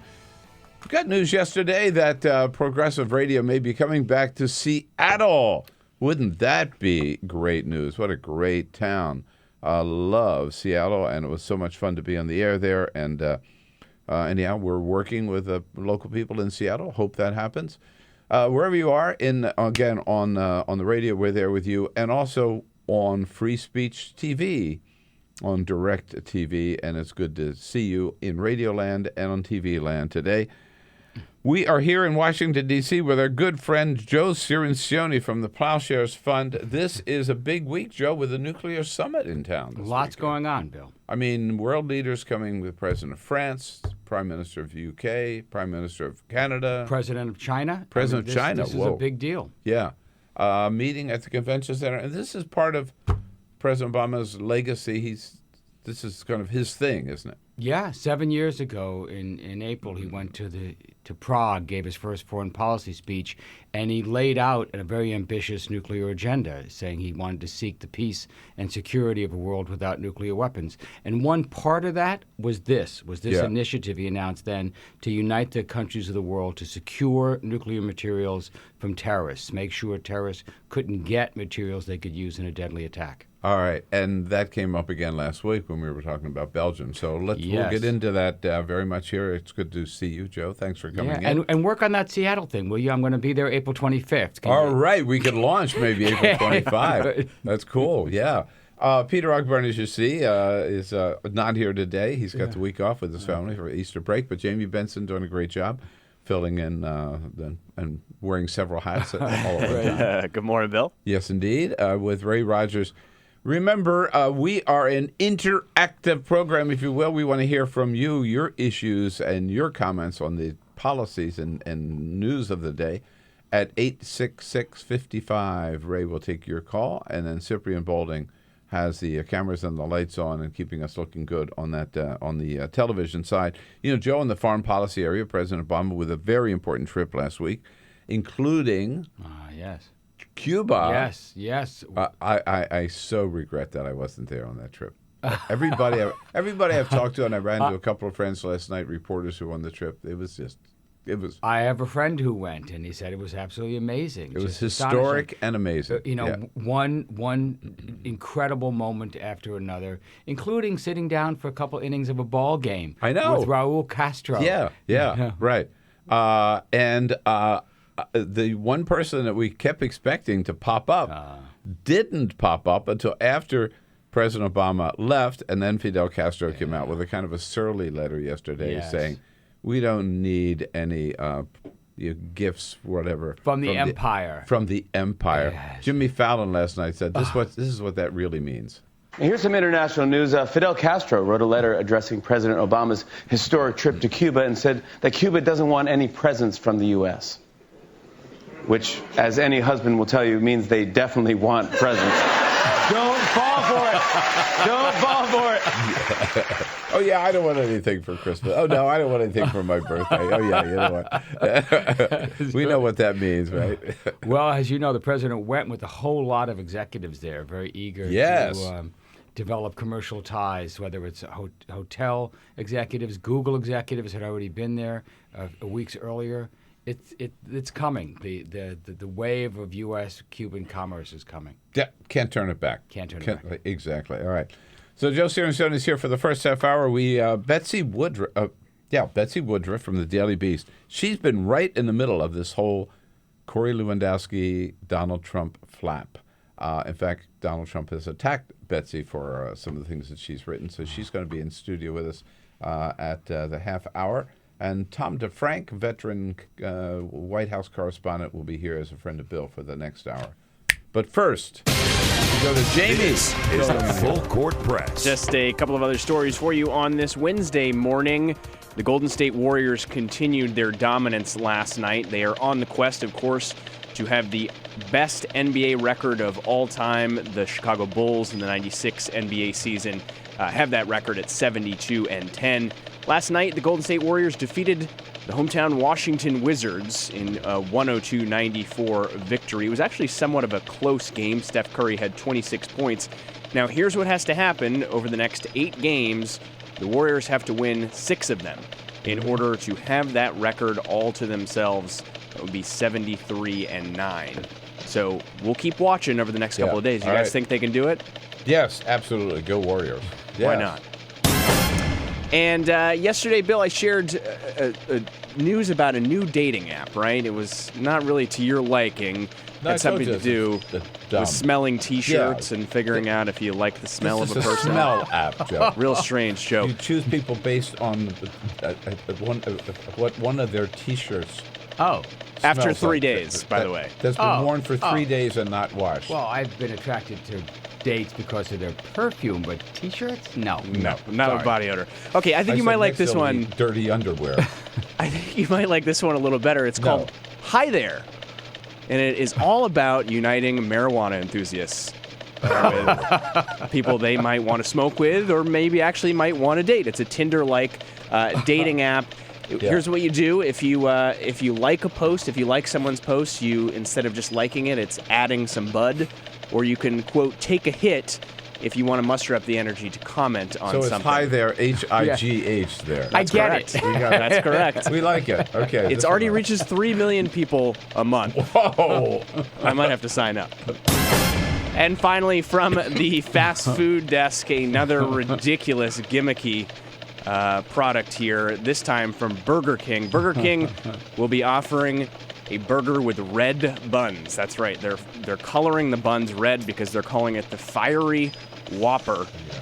Called the Angriest Whopper. It will consist of flame-grilled beef piled high with thick-cut bacon, American cheese, iceberg lettuce, tomatoes, crispy onion petals, jalapenos, creamy mayonnaise, and spicy angry sauce, all layered between a fiery red bun that has hot sauce baked in. Yeah, this is what we need. More food dye. Oh, boy. In fast food. Yeah. And this is just 6 months after they launched a black bun burger in Japan. Yeah, no. Red bread? No. No. No thanks. Sorry. No. Next St. Patrick's Day, they'll be dyeing them green. No. All right. Thank you, Jenny. Yes, indeed. So, Joe, let's talk about this nuclear summit. What is its goal? What is the purpose? What is the focus? This is the 4th and final summit, and the idea was to attract world leaders' attention, get them focused on this, bring them to a prestige event, and then get them to take steps to secure their materials. So how much of this stuff is out there that we have to worry about? hundreds of tons of what they call fissile material. This is highly enriched uranium that often has civilian purposes, used in reactors to make medical isotopes, etc., but that can be used to make bombs. Same stuff you put in a bomb has civilian applications. And in many, many countries, this stuff is just lightly guarded as I was if it going to was say, a how library. secure is it? It's not secure, and that was the whole point to this. And so this 7-year process has, in fact, increased the security at dozens of facilities, has eliminated a lot of this material, taken it out of the countries. Here's probably their greatest achievement. They took about 500 pounds of highly enriched uranium out of Ukraine. The U.S. had been trying to do this for 20 years. This summit process brought some pressure, brought some prestige to it. In 2012, they announced the last shipment of this material was taken out of Ukraine. A year or two later, the country collapses into chaos. So it's a real good example of the race we're in to secure this material before terrible things could happen. The threat is, first, are we talking about like leftover nuclear bombs? In some cases, we're talking about material that's been removed from bombs. So this is in storage facilities in the states of the former Soviet Union. That's where Ukraine got it, for example. Okay. But in other cases, it's civilian stockpiles used in civilian reactors. And is the threat, the risk that these could get in the hands of terrorists? Yeah, so terrorists won't go to this place that's best guarded. They'll look for the weak link in the fence. And so Vietnam, for example, had a reactor that used highly enriched uranium. What's the security in Vietnam like? Not very good. You know, Ghana had one like this. But other countries, European countries as well, not well guarded. Terrorists could get enough material from one or two of these sites to actually make a bomb. And so a number of these sites, we've had 12 countries completely clean out of these materials over the past 7 years. But that's the good news. Who keeps track of all of this stuff? The U.S. government does, and they publish fact sheets. You can go to whitehouse.gov and see how it. about the IAEA? And the IAEA as well. But there's also, and this is the role of independents, of non-government groups. So there's a group called the Nuclear Threat Initiative, NTI.org, and they just published a nuclear security index ranking all the countries with this material and rating their level of security. And they do things that governments can't. They criticize some of these governments that are doing it. And it's quite reliable. And some of these countries like Pakistan, the bottom of the rankings, the worst security, the countries you're most worried about. I mean, the idea that Pakistan has a nuclear weapon is just 100 nuclear weapons and building more every day. Pretty frightening. It is frightening, the most dangerous country on earth. And so that's where you're worried. These stockpiles of material, some for weapons, some for civilian purposes, how well guarded are they? What's the insider threat? As we just saw from Belgium, where we had a couple of workers who worked in nuclear facilities with radiological materials, not bomb materials, but highly radioactive substances that could be used in a dirty bomb. 2 of them left that facility and went to Syria to fight with ISIS. Right. And they're back, and we don't, with that, with that kind of access. Sam nuclear facility a couple of years ago had this mysterious sabotage effort where somebody drained the oil, 64,000 gallons of oil from the machinery that caused the entire reactor to shut down. Ooh. Nothing serious happened, but it could have. And that's the kind of threat you're now dealing with in Belgium. Here's what's worse, and here's what sent chills down national security experts' spines last week. The disclosure that the guys who were involved in the Brussels bombing at the airport, at the metro, they had been videotaping a Belgian official who worked at a nuclear plant. So this thing we're talking about, nuclear terrorism, terrorists interested in getting nuclear material, it's real. We're not making this up, and it may be closer than we think. Yeah, this would be a real huge coup for them, right? I mean, imagine the fear that they could put into people if they had this kind of materials. Yeah. And they certainly have thought about it. Right? And they have. Osama bin Laden was working on it. He was interested. And now ISIS is even a greater threat, a bigger, richer, more organized, more networked terrorist organization. While we were sitting here, we saw on the monitors that military families have been warned to get out of Turkey. Yes, out of the several military bases that we have in Turkey for fear of terrorist attacks against them. These are the bases where we're conducting operations against ISIS, including in Kirk Air Force Base, which is just tens of miles from the Syrian border. They're evacuating the families. So because of the threat of ISIS coming into those military bases. And targeting those individuals or staging attacks on the bases. So the good news, this is a very serious situation. We've never done this before. But these bases are pretty secure, aren't they? One would hope. They are pretty secure, but we're talking, these aren't U.S. bases. They're Turkish bases with U.S. personnel on them. And militants have stormed bases like this in the past. There have been attacks on Turkish bases. The really bad news, at Inkerk Air Force Base, we have 80 nuclear weapons. 80 nuclear weapons forward deployed from the Cold War, still sitting there. So you got to worry, if this base isn't safe enough for families, is it safe enough for nuclear weapons? Is this part of what ISIS might be after? Do we have nuclear weapons like this stationed around the world that we could use at a moment's notice? George W. Bush pulled back almost all of our nuclear weapons that were forward deployed, pulled them out of South Korea, pulled them off of surface ships that were patrolling the oceans, pulled them all back. He left hundreds. George H.W. Bush, hundreds in Europe. George W. Bush, this is one of the good things Rumsfeld did, quietly pulled hundreds of these weapons out, left about 180. Obama hasn't touched them.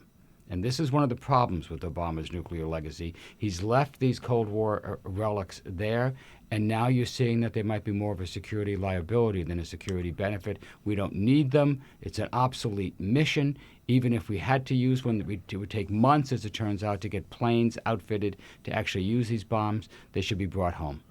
How many do we have totally? These so-called tactical forward-deployed weapons, only 180 and only in Europe. In Europe. But how many do we have, including here in the United States? We have a stockpile that has 5,000 nuclear weapons. Most of these are very big nuclear weapons, hydrogen bombs on missiles, bombers, and subs. We have about 90 hydrogen bombs ready to launch within minutes, what they call hair trigger alert. Has President Obama reduced the stockpile? Marginally. Much less than his predecessors, much less than Reagan or H.W. Bush or W. Bush. He's withdrawn about 350 weapons from the stockpile. But not as many as George W. Bush did, even. No. Most people don't know that. W cut the arsenal in half. Obama came in with a very ambitious policy, but this is part of the disappointing legacy he's leaving. When he made some great progress, reducing the terrorist risk, an historic deal with Iran, but on the core issue of the American nuclear arsenal, barely dented it. In fact, he's launched programs to completely replace all the Cold War weapons with a new generation. It's going to cost us $1 trillion over the next 30 years for new nuclear weapons. And the president's details his foreign policy in a very revealing interview in The Atlantic with Jeff Goldberg, where he says some surprising things. Let's talk about that when we come back with Joe Cirincione. Any questions on what we've talked about so far at 866-55-PRESS. Connect with The Bill Press Show on Twitter. Follow us at BP Show and tweet using the hashtag WatchingBP. This is The Bill Press Show.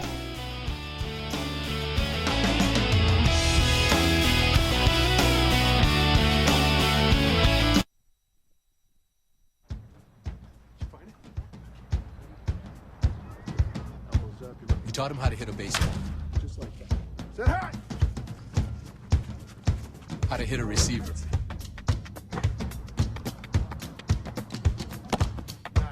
The strike zone. The net. You taught him how to hit the upper corner.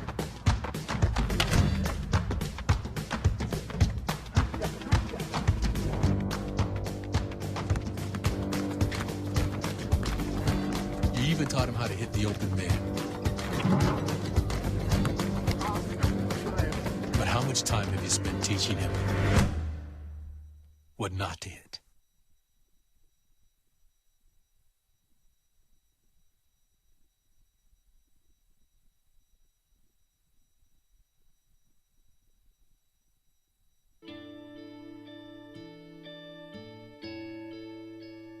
Calls me googly eyes. You know you're beautiful, right? You know that? Even you are beautiful. I got bullied for wearing glasses. Share if you're against bullying. We put it out there, just took off. 3 million people have shared this post. Don't let bullies get you down. I stand with you. My whole family's wearing glasses. I wear glasses and I'm proud. I even have the army on my team. All the kind comments brought my child joy. I don't feel thank you is enough. Next.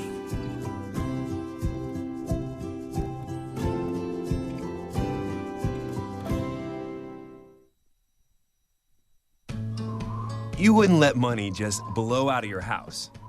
So when your AC or heater is on, make sure the doors, windows, and fireplace flue are shut tight. If you're headed out, turn down the AC or lower the heat by 10 degrees. And always keep your water heater set at 120. A little bit of common sense goes a long way. Get more great tips at energysaver.gov. So, I'm kind of new here, but I've noticed a trend. My human does this funny thing where she goes around and gets all my toys, and then she hides them in that basket by the door. But it's always the same basket, and it's always in the same place. And then she acts so surprised when I find them, but, she's putting them in the same basket. Again. It's like, hello? That's where you put it last time. You were the worst at hide and go seek. I grew up in the housing projects of Cleveland. I didn't even know that life could be any better than it was. Education for me has been a way to get away from the agony of what was normal life. I want to be able to impact the community, not just look back on where I came from, but to reach back to where I came from and pull some people up with me. My name is David, and I am your dividend.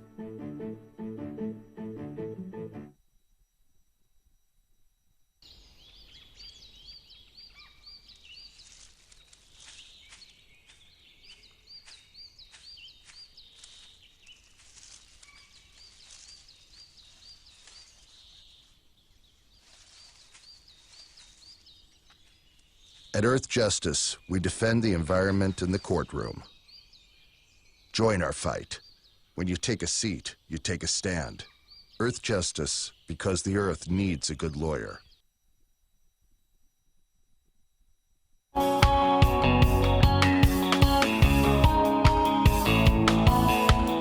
This is the Bill Press Show. Here we go now, 27 minutes after the hour. Joe, we are almost out. I hate it when we run out of time. But this phenomenal Atlantic Magazine interview by Jeffrey Goldberg, and it's online. Everybody can read it.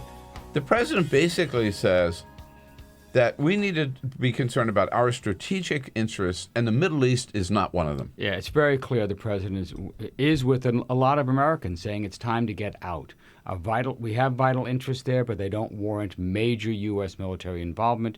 We can't fix these problems. It's not like we can go in with the 101st Airborne and solve any of these conflicts. It's time for us to be less involved in the Middle East, not more. He also indicates that it was a bum steer that he followed on the part of Hillary Clinton and Susan Rice and some others to go into Libya. He regrets it. He talks diplomatically about that, but it's absolutely clear what he's saying.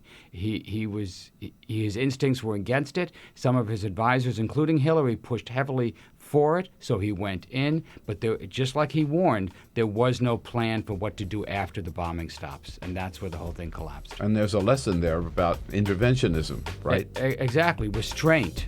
With great power comes great restraint, I would say. Yeah, part of it. And I know that you are bearing that message to Bernie Sanders as one of his foreign policy advisors, Joe Cirincione, Plowshares Fund. Thank you, Joe, for coming in. Thank you, Bill. Anytime. All right. This is the Bill Press Show.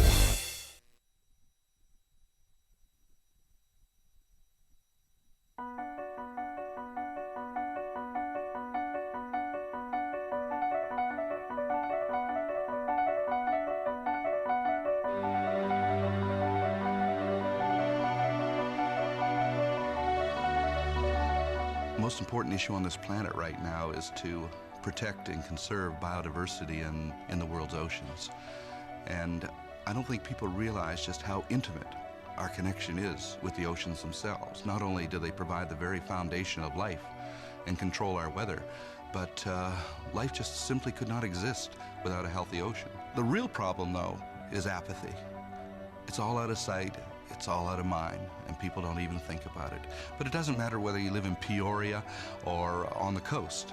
The fact is, whatever happens in the ocean affects all life forms on the planet Earth. If the oceans die, then civilization collapses. We all die. We cannot live on this planet without the oceans. This is, in fact, not the planet Earth. It's the planet ocean, but because we're a land-dwelling species, we refer to it as Earth. But it is the planet ocean, and the oceans are the heart and the foundation of all life on the planet.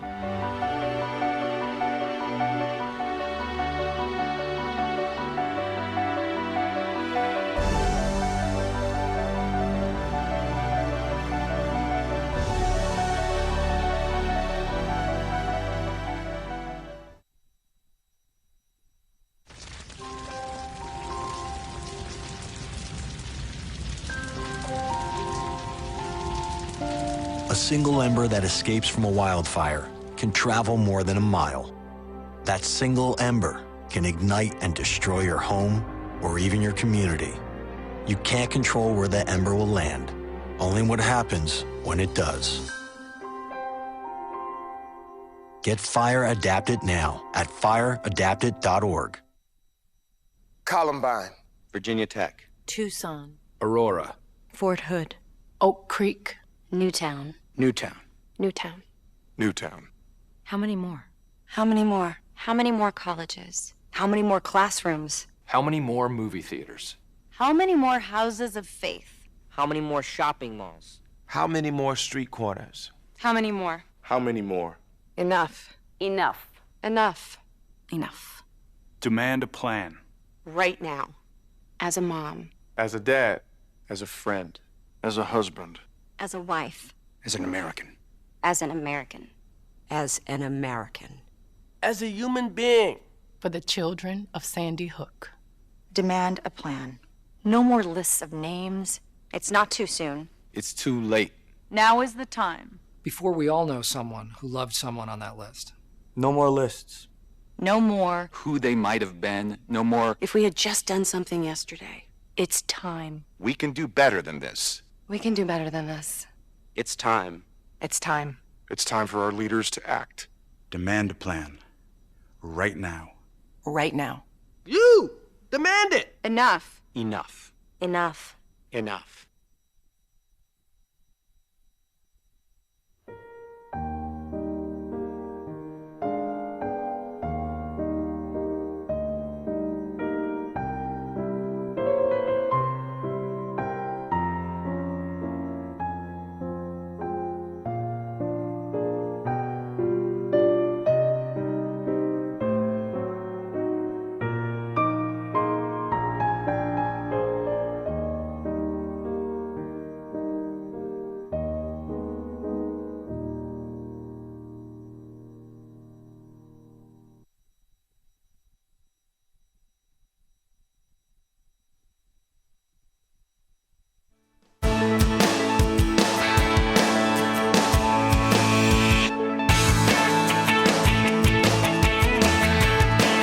Streaming live video right now at youtube.com/TawkrTV. That's TAWKR-TV. This is The Bill Press Show. Here we are, 33 minutes after the hour. It's a Wednesday, March 30, The Bill Press Show. Good to see you on your local progressive talk radio station nationwide. There with you and also looking at you on Free Speech TV. Thank you so much for joining us. We're brought to you today by the American Federation of Government Employees. Indeed, the good men and women of the AFGE under President J. David Cox. They're the people that keep the federal agencies coast to coast running every day, serving Americans. They are proud to work for America every day. We salute their good work and thank them for their sponsorship of the program. You can find out more at their website, afge.org. Well, a big bombshell hitting the Trump campaign yesterday when campaign manager Corey Lewandowski, we found out, has been charged with battery by the Jupiter, Florida Police Department for allegedly grabbing, maybe bruising, whatever, reporter Michelle Fields. Betsy Woodruff from the Daily Beast has been right in the middle of all this mess from the beginning. Donald Trump has even tweeted out or sent out videos of her or retweeted her stories. And a good friend of Michelle Fields. Betsy's in studio with her. Betsy, we can't wait to hear all this gossip down here, I feel all like, the scoop. I feel like talking through this all is going to be very therapeutic. So right. I appreciate the platform. All right, so what? Okay. Michelle Fields says Corey Lewandowski grabbed her so roughly that he left bruises on her arm. Corey Lewandowski says, I never touched her. Donald Trump says, it's unfair. He's been poorly treated. The video doesn't show anything. What did happen? What I think is fascinating is how much the Trump campaign story has changed since this event happened a couple of weeks ago. Originally, Michelle's boyfriend, Jamie Weinstein, who's a Daily Caller editor, tweeted out right after the incident happened, Corey Lewandowski. I know Jamie. I didn't know. Yeah, Jamie's. Oh, yeah. Corey Lewandowski grabbed my girlfriend. He pulled her around. That's totally unacceptable. That tweet, of course, went viral. People realized the news was out there. And then after that, the Trump campaign was kind of silent for a bit. And then I believe it was the next day, Corey Lewandowski said, I never saw you. I never touched you. I don't know who you are. You're delusional. So that was story number one, was that Corey Lewandowski had no idea who Michelle was, which is just factually inaccurate. So people started frantically clamoring for video because when Michelle first said that this was a thing that happened to her, there wasn't good video. Even though there were tons of cameras around, it hadn't been grabbed, hadn't been put online. So over the past few weeks, people have found different video snippets of it. It's all kind of right in the middle. You don't get a good image of what was happening. And to an extent, it was Michelle's word against Corey's word as to what happened. But now... except for, and he was in studio with us yesterday... except for Ben Terrace, who was the eyewitness, who saw it happen. He was an eyewitness. He didn't have video, but he was standing like right alongside of her. Right, absolutely. Yeah. And I think... he said he did grab her. That's what Ben Terrace said, yeah. And I think, just speaking as somebody who really cares about good journalism and cares about Michelle, I hope Ben gets a ton of credit for being willing to say that, because it would have been really easy for him to stay silent about it. Would have been really easy for him to say, I don't want to be part of the story. But the fact that he was willing to write about what he saw, that he was willing to sort of stake his professional reputation on telling the truth, I think is just incredibly admirable. Yeah, no, good for him. Right. Totally. So what happened yesterday? So Michelle filed a police report, I think within a day or two of the incident happening. And then yesterday, it became public that the police were going to press charges against Corey Lewandowski for misdemeanor battery. So now, of course, the Trump campaign story totally changes. And all of a sudden, it's no longer Corey never touched her and she's delusional. Rather, it's, well, she was walking too close to Trump and she was holding a pen and we didn't know what the pen was. And she sort of touched his arm, maybe, which was dangerous. And she didn't really get hurt that much, and maybe the bruises were there before. Yeah. In fact, Jamie, we have Donald Trump talking about when he looked at the video and the fact that she had this pen in her hand. Here's Trump yesterday. She's grabbing me. He walks in to stop it. She walked through Secret Service. She had a pen in her hand, which could have been a knife. It could have been just a pen, which is very dangerous. It's amazing. She should not have been doing that. A pen is very dangerous? Yeah. What's wrong with you?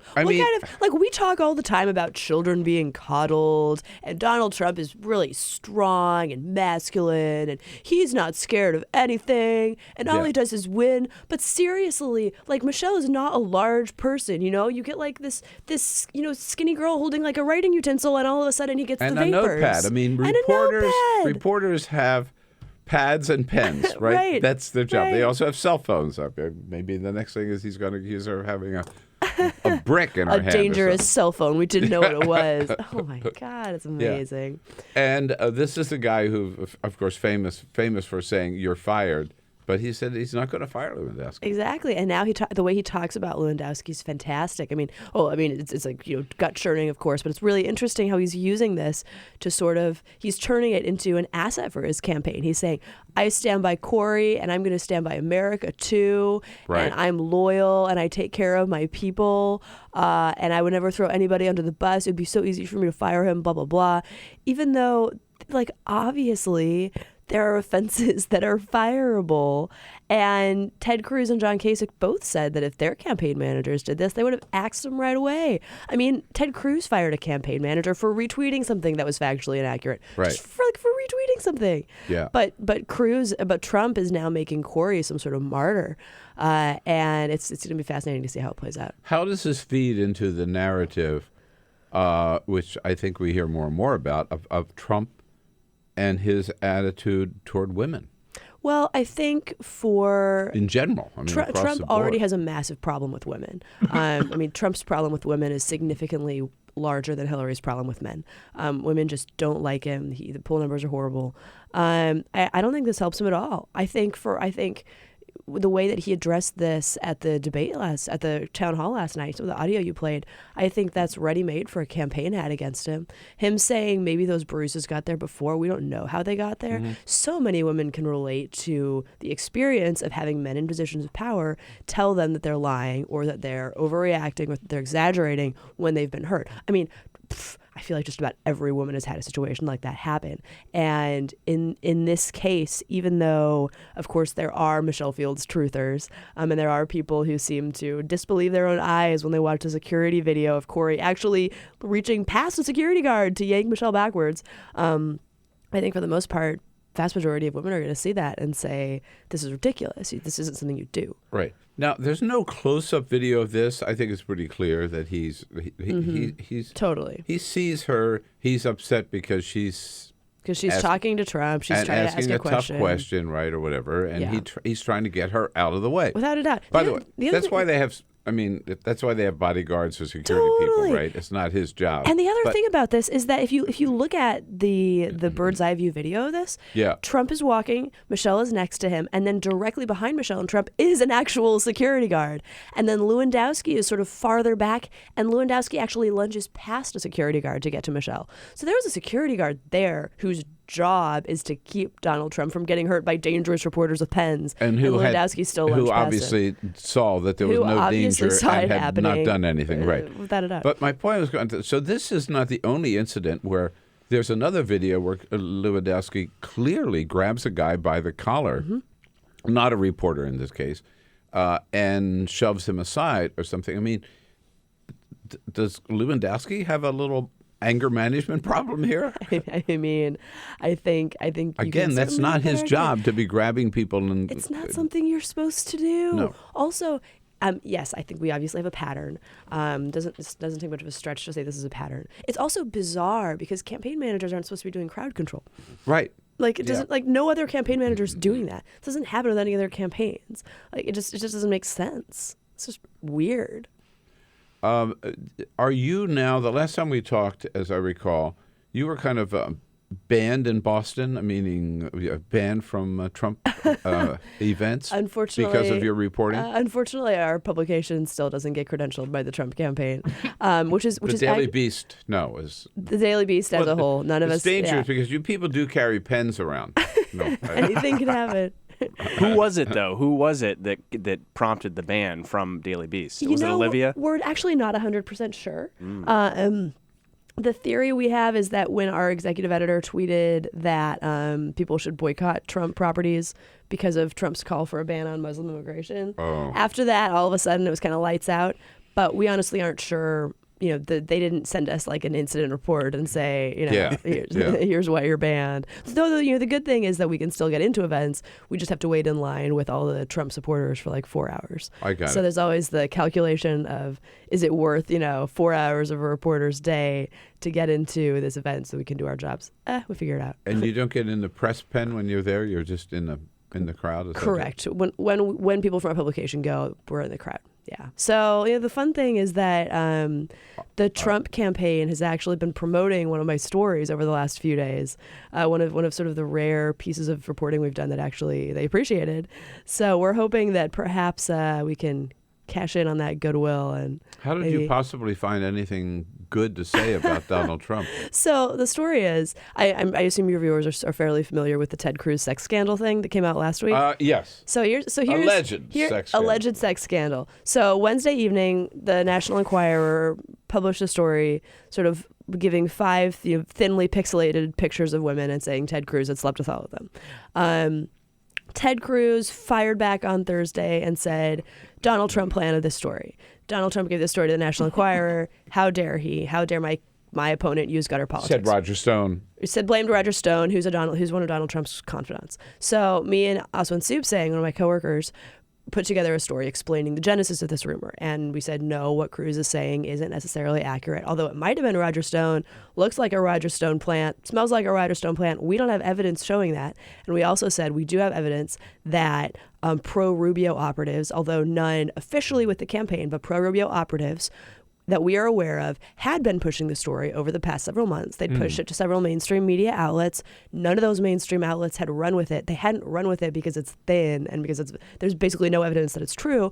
But here's the background, right? And we said this has been going around for a long time. Right. So the Trump campaign took that as evidence that they didn't do anything wrong and that Cruz was a liar. And so now we're sort of the hero reporters to them. It's just I every week I think this election has gotten peak crazy, and then it's like, oh no, never mind, it's crazier now. Yeah. So. And now they're all saying, oh, no, forget that. That loyalty pledge that we all took early on, no, we don't believe in that anymore. Here we go, 15 minutes now before the top of the hour with Betsy Woodruff from the Daily Beast. She is not banned from the Bill Press Show. She is welcome here anytime in our studio and in our hearts. 866-55-PRESS. Give us a call. Get social with Bill Press. Like us at facebook.com/Bill Press Show. This is the Bill Press Show.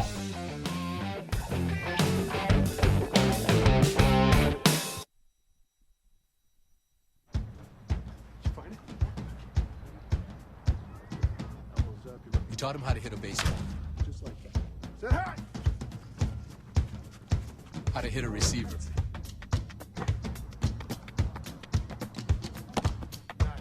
The strike zone. The net. You taught him how to hit the upper corner.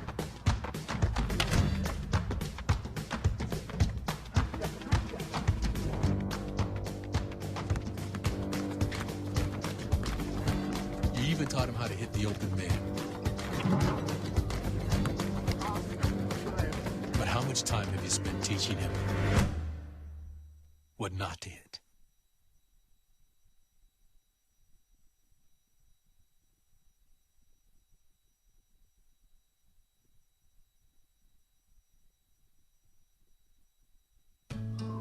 You wouldn't let money just blow out of your house. So when your AC or heater is on, make sure the doors, windows, and fireplace flue are shut tight. If you're headed out, turn down the AC or lower the heat by 10 degrees. And always keep your water heater set at 120. A little bit of common sense goes a long way. Get more great tips at energysaver.gov. So, I'm kind of new here, but I've noticed a trend. My human does this funny thing where she goes around and gets all my toys, and then she hides them in that basket by the door. But it's always the same basket, and it's always in the same place. And then she acts so surprised when I find them, but, she's putting them in the same basket. Again. It's like, hello, that's where you put it last time. You were the worst at hide and go seek. I grew up in the housing projects of Cleveland. I didn't even know that life could be any better than it was. Education for me has been a way to get away from the agony of what was normal life. I want to be able to impact the community, not just look back on where I came from, but to reach back to where I came from and pull some people up with me. My name is David, and I am your dividend.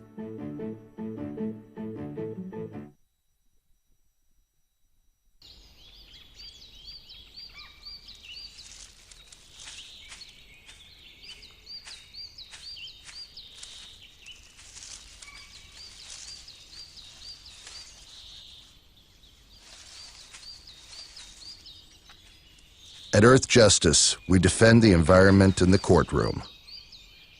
Join our fight. When you take a seat, you take a stand. Earth Justice, because the Earth needs a good lawyer.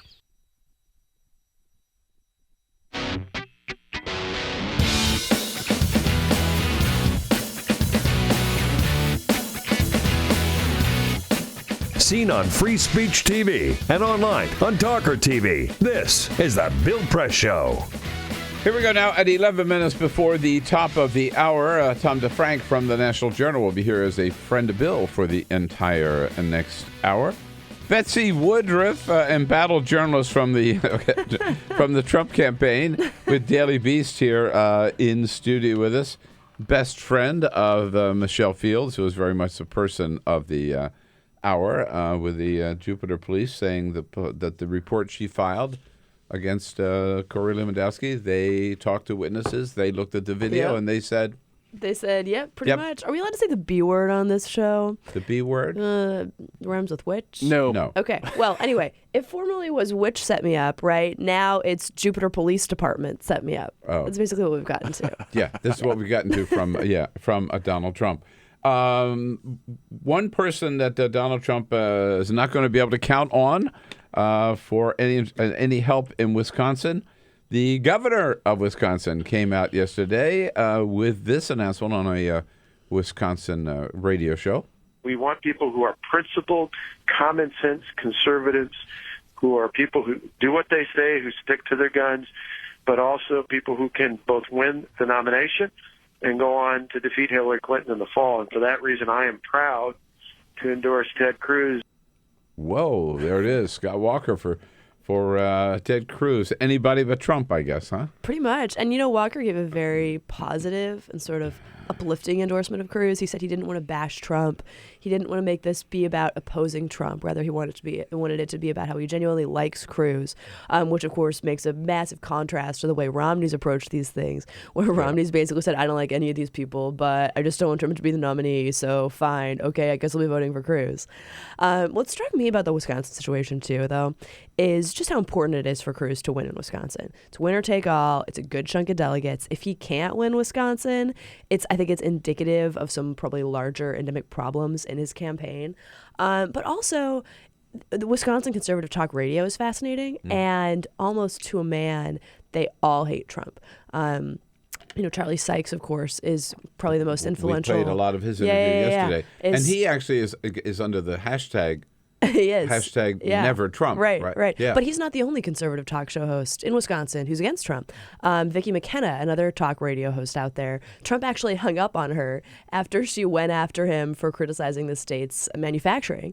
And another conservative talk radio host, Jerry Bader, when Trump was on his show, Jerry said, I don't like you. I support Ted Cruz. What do you think about that? I mean, I guess Trump was expecting to have some sort of, warm welcome or Badger State victory lap, and instead he just went 0 for 3 on these shows. So are we to conclude that sort of Trump is running out of gas, maybe, or I don't think so. Air is leaking out of his balloon? I don't think so. I think I mean, and this makes me feel ill, but I think he's going to find a way to use the situation with Michelle to his advantage because he's incredibly good at manipulating the media. And I think even though he's likely to lose Wisconsin, he's still going to be in very good shape in New York, California, some of the other big states coming up. So the biggest question, of course, is whether or not he gets to that magic 1237 number of delegates. Right. I think at this point, especially if Cruz wins Wisconsin, there's a very credible chance that he won't and that we have a contested convention.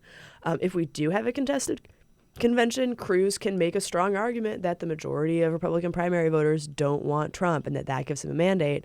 But still, I mean, it's all good for Trump thus far. Right. Would you subscribe to my theory that if there is an open convention, the nominee would be someone who is not a candidate, and most likely Paul Ryan? I don't know about that. I'll have to keep working on you. My favorite theory going around is that Rubio is keeping track of his delegates in case there's which he is. He wrote a letter yesterday to his delegates saying, "Stick with me. Don't go to one of those other guys." I know, it's You'll amazing. forget it, Marco. Yeah. Well, and I mean, look, this would if Paul Ryan were to go for it, it would not be the first time in recent memory that he said he didn't want a powerful position, Exactly. didn't want it. No. That's my point. He's running for president the same way he ran for speaker. That's the last job in the world that I want. I would never take it under any circumstances unless you give it to me. Yeah. Make it easy. All right, Betsy, go after Trump. Keep after him, okay? You got it. All right, we're going to... Thanks for making this a safe space. Yeah. And we'll be right back with a look. Take a look at the president's schedule today when we come back. Your progressive headquarters for the 2016 election. This is The Bill Press Show.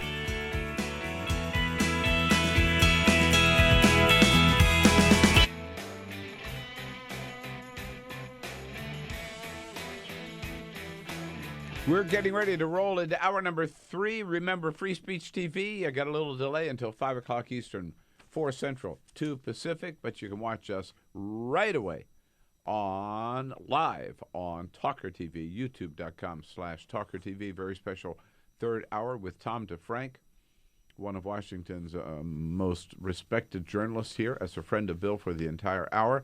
And we'll talk to Brendan James, who is a media reporter, of course, all about the latest, why Trump is getting so much free media attention. Hour number 3 coming up. Stay tuned.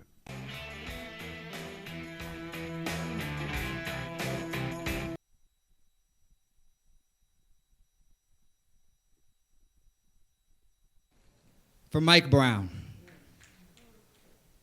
I'm sick of writing this poem, but bring the boy. His new name, his same old body, ordinary black dead thing, bring him. And we will mourn until we forget what we are mourning. And isn't that what being black is about? Not the joy of it, but the feeling when you're looking at your child, turn your head, then poof, no more child. That feeling, that's black. Think. Once, a white girl was kidnapped, and that's the Trojan War. Later, up the block, Troy got shot, and that was Tuesday. Are we not worthy of a city of ash, of 1,000 ships launched because we are missed? I demand a war to bring the black boy back, no matter what his name is this time. I at least demand a song. A song will do. Or a head.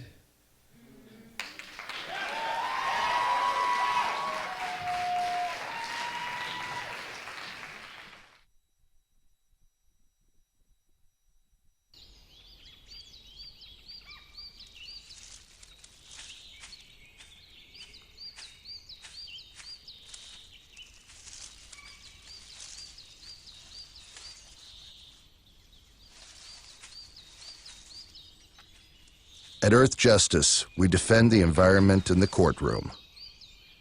Join our fight. When you take a seat, you take a stand. Earth Justice, because the Earth needs a good lawyer.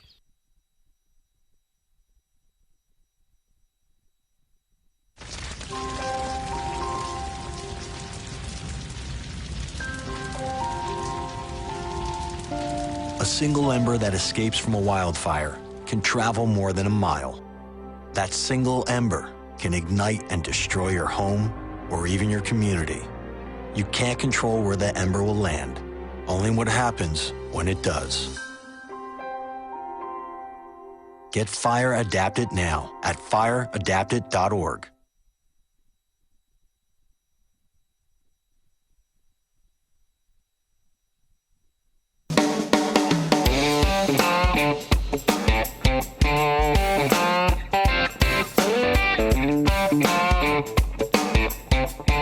This is the Bill Press Show. Here we go. President Obama today hosting a prayer breakfast at the White House at 10 o'clock this morning. Then he and the Vice President will get the daily briefing in the Oval Office. This afternoon, he meets with Secretary of State John Kerry. Our regular press briefing with Josh Earnest today in the briefing room at 12:45. In the next hour, Tom DeFrank, one of the most respected journalists here in Washington, D.C., with the National Journal, will be here for the entire hour as a friend of Bill. And he and I will be joined by Brendan James, who covers media for the International Business Times. All of that coming up here in hour number 3 on this Wednesday, March 30. So hang in there for another hour. This is the Bill Press Show.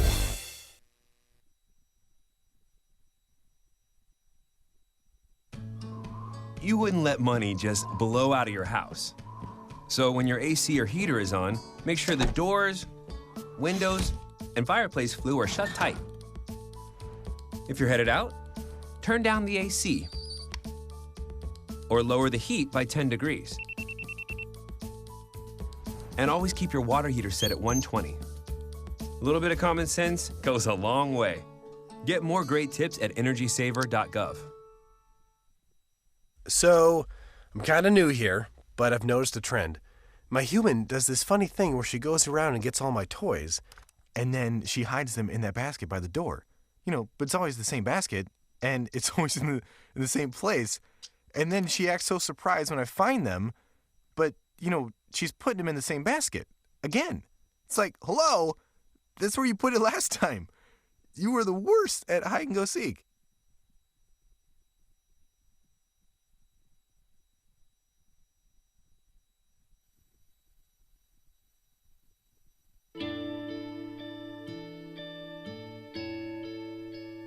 Calls me googly eyes.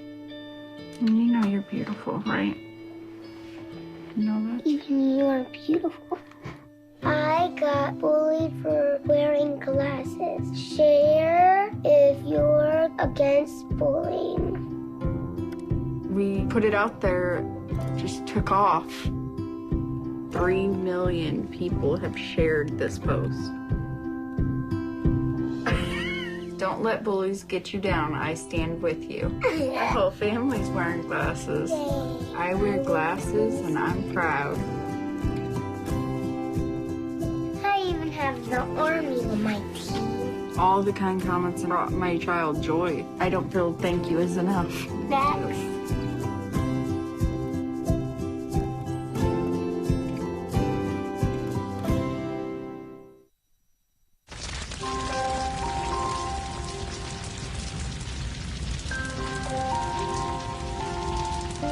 A single ember that escapes from a wildfire can travel more than a mile.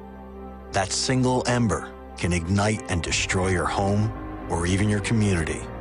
You can't control where that ember will land, only what happens when it does. Get Fire Adapted now at fireadapted.org. I wanted to find a bank with a purpose. I wanted to find a place that would take my money and not use it to cause the financial crisis, but to fix the financial crisis and to help end income inequality. The people that we employ are usually clients right off the streets. They don't have an account, but Amalgamated is willing to get that started for them. Their reputation of supporting the working man, I think, speaks for itself. This is a bank that cares for their customers, and I appreciate that. We were able to access a construction loan through the bank's programs, and that loan has helped us house 28 families in the community. Amalgamated is a bank that was started for and about working people. Many of our customers have a deep commitment to advocating for social and economic justice. We share that commitment, and we're not afraid to stand up and say that we need to change some of the way that the country does business.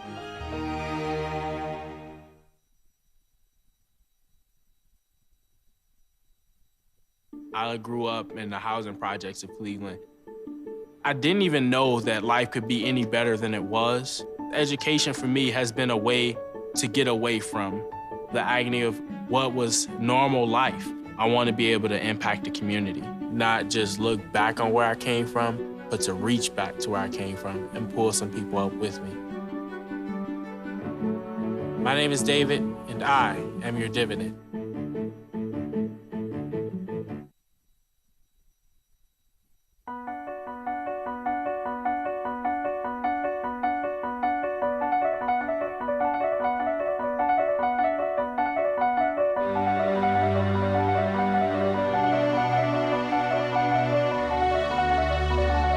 The most important issue on this planet right now is to protect and conserve biodiversity in the world's oceans. And I don't think people realize just how intimate our connection is with the oceans themselves. Not only do they provide the very foundation of life and control our weather, but life just simply could not exist without a healthy ocean. The real problem, though, is apathy. It's all out of sight, it's all out of mind, and people don't even think about it. But it doesn't matter whether you live in Peoria or on the coast. The fact is, whatever happens in the ocean affects all life forms on the planet Earth. If the oceans die, then civilization collapses. We all die. We cannot live on this planet without the oceans. This is, in fact, not the planet Earth. It's the planet ocean, but because we're a land-dwelling species, we refer to it as Earth. But it is the planet ocean, and the oceans are the heart and the foundation of all life on the planet.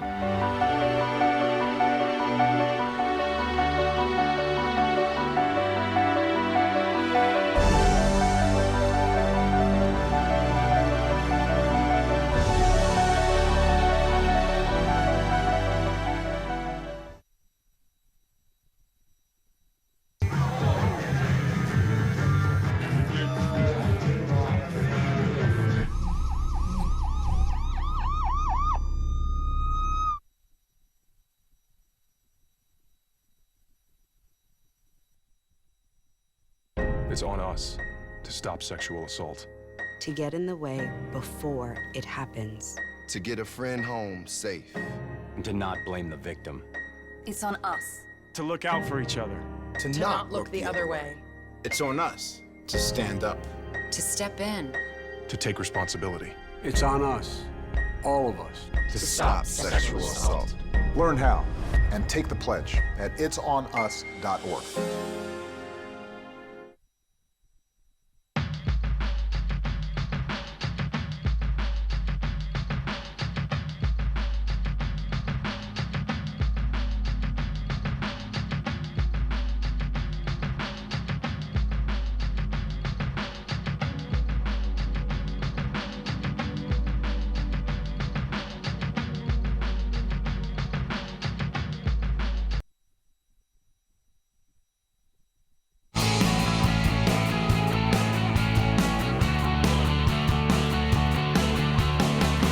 Broadcasting around the nation, on your radio, on your TV, and online. This is The Bill Press Show. Well, it looks like there will be a Democratic debate in New York State before the primary. After all, Hillary Clinton saying yesterday, certainly she's open to debating Senator Sanders before April 19. Now we just got to fix a date and a network to carry it. You know, that won't be a problem. Hello, everybody, and welcome. Welcome to the Bill Press Show this Wednesday, March 30, rolling into hour number 3 here. Coming to you live from Washington, D.C., our nation's capital, as we do every day for 3 hours, Monday through Friday, from our studio on Capitol Hill, just down the street from the United States Capitol building, reaching out to you coast to coast on your local progressive talk radio station, of course, and also looking at you on television on Free Speech TV. Whether you're listening or watching, we welcome you to the program and invite you to join the conversation anytime by giving us a call. Our toll-free number is 866-55-PRESS, or you can send us your comments on Twitter. Do it the 21st century way. On Twitter, at BP Show, or on Facebook at facebook.com/BillPressShow. Peter Rockburn's got the week off with his family, Easter break. Jamie Benson running the show here today. Hello, Jamie. Good morning, Bill. With Ray Rogers, ready to take your calls again at 866-55-PRESS, and our videographer, Cyprian Bolding, has got the cameras and the lights going so that we're looking good on television. And it is so much fun to welcome to the program here for this hour a good friend, a veteran journalist from Washington, D.C., one of the most respected people covering the White House and has been doing so for a long time. From the National Journal, Tom DeFrank. Hello, Tom. Good to see you. Good morning, Bill. Glad to make the 2-minute commute from my house to your studio. We collect friends who live on Capitol Hill, right? So that we have people we can turn to and say, hey, get your butt over here. We need you. When somebody cancels, we can be a cheap date, but more importantly, a quick date. A quick date, right, exactly. So yesterday, you know, the vice president was given this new assignment by the president to do as much as he could to advance the cause of cancer research and finding a cure for cancer before the end of the year. Yesterday, he went up to New York and met with another man who has made this a priority, former Mayor Michael Bloomberg. Michael Bloomberg suggested that there was something else on the agenda, Tom. Here he is. We actually talked about doing a joint ticket, but we couldn't agree on whether it was reverse or straight alphabetical order. He kind of bobbled the line, but you get the point. Was it going to be Biden-Bloomberg or Bloomberg-Biden? Yeah, that's like, is it going to be Kasich-Trump or Trump-Kasich? Probably. Well, we'll know. But yeah, he did bobble the line. But I mean, once again, it's the third-party notion is out there. You know, Trump is coming off his pledge. Yeah. His rivals are starting to come off their pledge to support anybody the party nominates. So it's maybe. also with these two, both of them clearly have been chomping at the bit to run for president. Biden, and they were this year, too. Biden really wanted to run, and I think Bloomberg really wanted to run, and he could have self-funded forever as opposed to Trump because he's much wealthier than Trump. So as you know, third parties don't have a great history of success. Right. I mean, George Wallace, as I recall, was the last third-party candidate to get even a single electoral vote. So it's tough, but there's the protest vote is because with bigger. all of his percentage of the popular vote, Ross Perot did not get any electoral votes, right? Zero. Zero. Right. There he is. I'm telling you, this man's been around. He knows his history. Tom DeFrank, here with us for the entire hour as a friend of Bill. Then we're going to be joined by Brendan James from the International Business Times at the half hour. Talk media and how they're treating Donald Trump. But first, Tom, this got the is the quick Full Court Press. Big stories of the day. Just a couple of other stories for you on this Wednesday morning. The Summer Olympics are right around the corner. They're sneaking up on me, I'll tell you that much. NBC announced yesterday that they have sold $1 billion in ads for the Rio Olympics. That's an enormous number. The games start on August 5th, and this is a rare Olympic Games where most of the high-profile contests are actually going to be broadcast live in prime time. Usually with the time difference, we get a lot of tape delay broadcasts, which obviously results in less viewers. The network is not announcing yet what they're going to be doing for streaming plans. Obviously, they don't have to worry too much about streaming now with most of these events being broadcast live in prime time. But they did say the digital ad sales were healthy. NBC, by the way, they signed on 2 years ago to pay $7.65 billion to air the next 6 Olympic Games from 2022 to 2032. These Summer Olympic Games are going to be a real story, I think. Zika virus. And polluted water. I mean, all kind of stuff. The story is going to be less about the athletes and more about the what Newsweek used to refer to as the psychic surround of the Olympics. Oh, I think so, yeah. It's going to be tough. And a story out of New Jersey this morning, Six Flags Great Adventure in Trenton, New Jersey, is announcing a pretty big plan here to become the first amusement park with totally renewable energy. They want to have solar panels. However, comes with a little bit of a caveat in the sense that they have to tear down 15,000 trees in order to make room for the solar panels. The Sierra Club, the New Jersey chapter of the Sierra Club, not so happy with this. Jeff Tittle from the Sierra Club says, quote, taking down 70 acres of forest for solar panels undermines the whole purpose of putting solar up in the first place. Yeah, they got to come up with a better plan. Ridiculous. Right. So Six Flags going solar is great, but you have to cut down the forest. Right? Six Flags has announced they are going to re-examine the plan.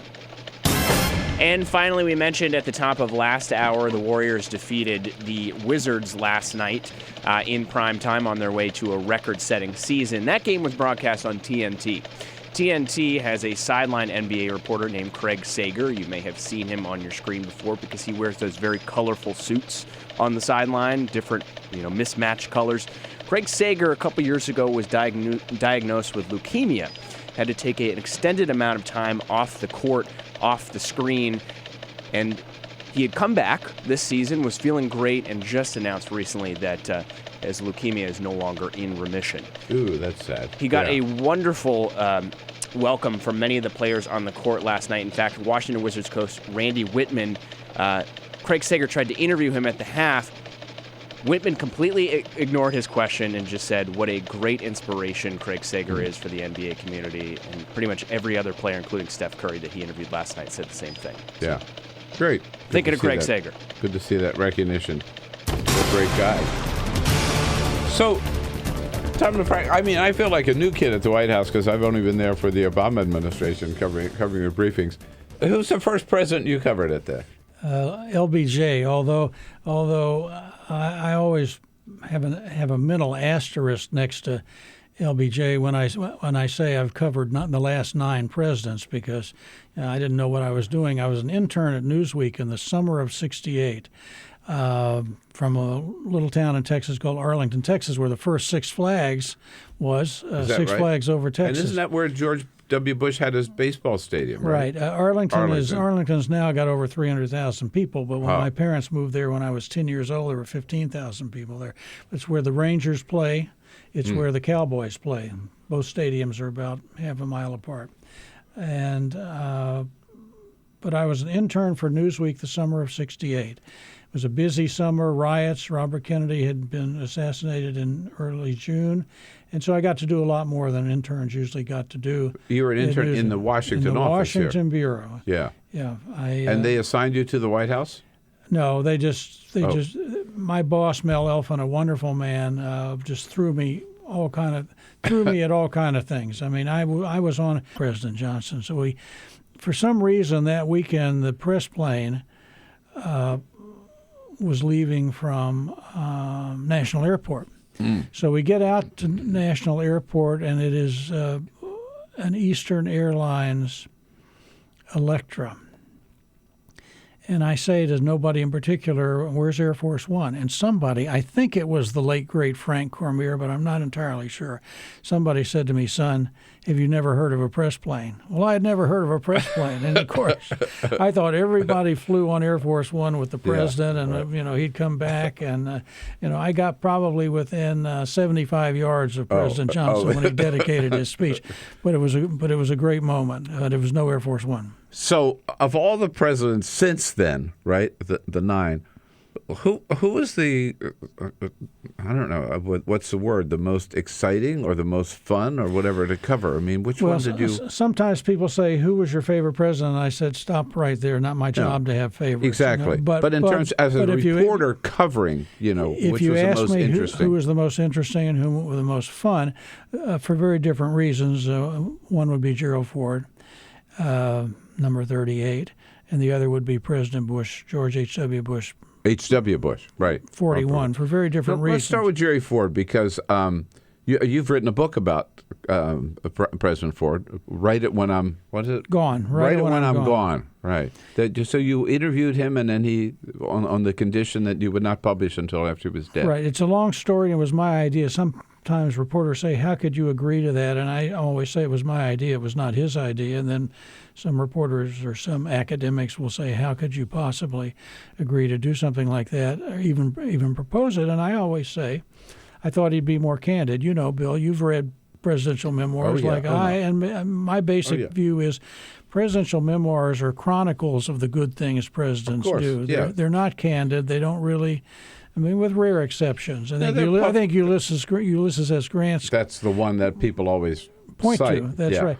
But so and I said to President Ford when he said, "Well, why would I want to do this?" When I proposed it to him in 1991, and I said, "I think you'll be more candid." I said, "Well, you can help me write a book. I ask you how you and Reagan are getting along, and you say, oh, we're getting along fine. We don't have a lot in common, but we call each other on our birthdays. Nancy and Betty see each other in the desert or in L.A." And so our relationship is fine. And I said, then I'll go back and talk to your aides, and they say he's still mad at Reagan. He still thinks Reagan cost him. This is after Reagan almost ripped the nomination away from him. Right, and it's an interesting point. I don't want to get too much off the subject here, but as you well know, Bill, we're heading to a possible brokered convention, the first Republican one of those since '76 in Kansas City. And so I told him an anecdote about something one of his friends had said to me about Ford once getting a fundraising letter from Ronald Reagan. And the aide said, and I said this to President Ford, I said, one of your friends said to me, we had to scrape Jerry off the ceiling when he got that letter.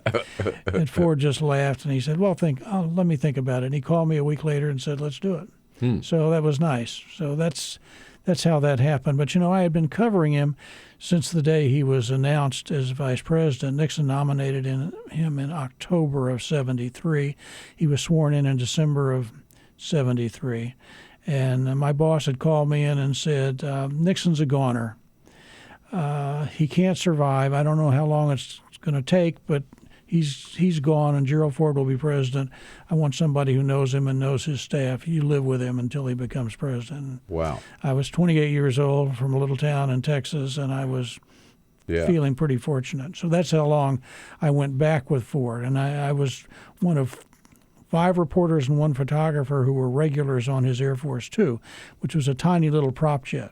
Very, very slow. We called it Slingshot Airlines because it took 9 hours to get from Andrews Air Force Base to the West Coast. Oh, my God. And that's 9 hours if you didn't have to refuel because of the winds. I was going to say, would you refuel?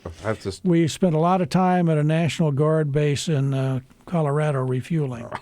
So, but it was very intimate. It was very small. And I should say, of the 5 reporters and 1 photographer, I'm the only one still on active duty, so to speak. Oh, wow. So that's how far I went back with Ford, and it was a lousy time for the country in the middle of Watergate, but it was an exhilarating time, being one of a small group of reporters on a small airplane with a guy we knew would be president and who didn't dislike reporters. They drove him crazy every once in a while, but Ford was comfortable with presidents. He would always come to the front of the plane, to the press cabin, and loosen his tie and order a couple of double martinis and talk. And the deal was off the record. Nobody ever violated the off the record rule. Yeah. So that was fun. But those days have come and come and gone. I want to bring you up to date and talk about covering the Obama White House when we come back. Tom, we have to take a quick break here. Tom DeFrank with us from the National Journal. A question or comment, always welcome at 866-55-PRESS. On your radio, on TV, and online. This is The Bill Press Show.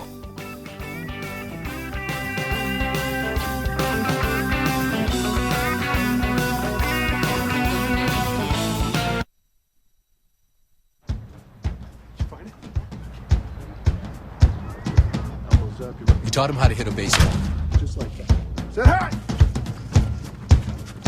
How to hit a receiver.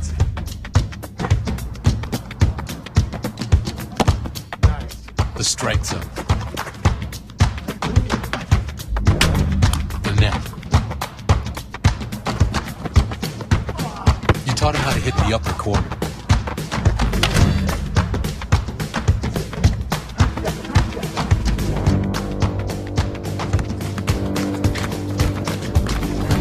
You even taught him how to hit the open man. But how much time have you spent teaching him what not to hit?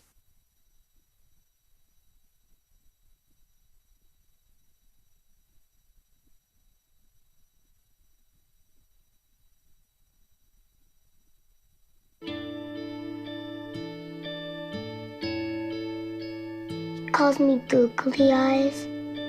You know you're beautiful, right? You know that? Even you are beautiful. I got bullied for wearing glasses. Share if you're against bullying. We put it out there, just took off. 3 million people have shared this post. Don't let bullies get you down. I stand with you. The whole family's wearing glasses. I wear glasses and I'm proud. I even have the army on my team. All the kind comments brought my child joy. I don't feel thank you is enough. Thanks.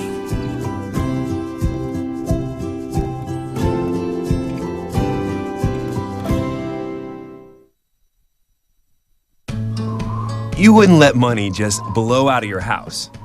So when your AC or heater is on, make sure the doors, windows, and fireplace flue are shut tight.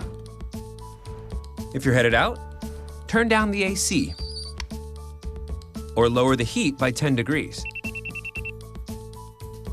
And always keep your water heater set at 120. A little bit of common sense goes a long way. Get more great tips at energysaver.gov. So, I'm kind of new here, but I've noticed a trend. My human does this funny thing where she goes around and gets all my toys, and then she hides them in that basket by the door. but it's always the same basket, and it's always in the same place. And then she acts so surprised when I find them, but, she's putting them in the same basket again. It's like, hello, that's where you put it last time. You were the worst at hide and go seek. I grew up in the housing projects of Cleveland. I didn't even know that life could be any better than it was. Education for me has been a way to get away from the agony of what was normal life. I want to be able to impact the community, not just look back on where I came from, but to reach back to where I came from and pull some people up with me. My name is David, and I am your dividend.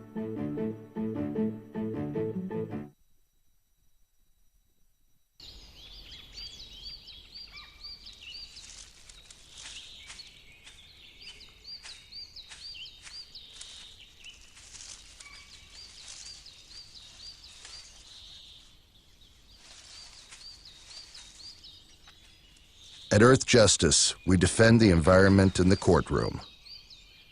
Join our fight. When you take a seat, you take a stand. Earth Justice, because the Earth needs a good lawyer.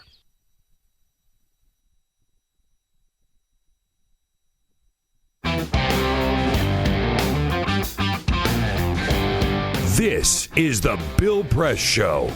26 minutes after the hour. Contributing editor of the National Journal, Tom DeFrank, here in studio with us. Been covering the White House since his days covering Lyndon Johnson when Tom was an intern, not Lyndon Johnson an intern, back in 1968. Tom, a year or so ago, we gathered on a Saturday here, members of the White House Press Corps, to honor 4 veterans from the White House Correspondents Association, including yourself. And there was a lot of conversation about how President Obama has dealt with the press in terms of openness and access. Your comments? Well, I don't think he has much use for the press, but I don't think it's visceral. I don't think it's ideological. I just think he thinks, like most presidents I've covered, Bill, I think President Obama thinks reporters are more interested in the horse race, who's up, who's down, who got screwed, who didn't get screwed, the kind of the horse race aspects of coverage, and not enough time in President Obama's view on the issues, on the substance, on the grand, important things. And reporters, that's what presidents think. And I think in every White House I've covered, the president and his communications people come in and they review the policies towards the media of their predecessor, and they basically adopt them and ratchet them up. And by that I mean they become more restrictive. I mean, every president has slowly offered less access. Now, I am a big fan of Josh Earnest, and Josh and I could totally disagree about that, but I think it is really true that every president has made it harder for reporters to do it, not out of, and in Obama's case, not out of malevolence, but just out of control. It's all about control and controlling your message. Right. The access you once had in covering other presidents and will probably never have again. We're going to take a quick break. We'll be back with Tom DeFrank here and you at 866-55. This is the Bill Press Show.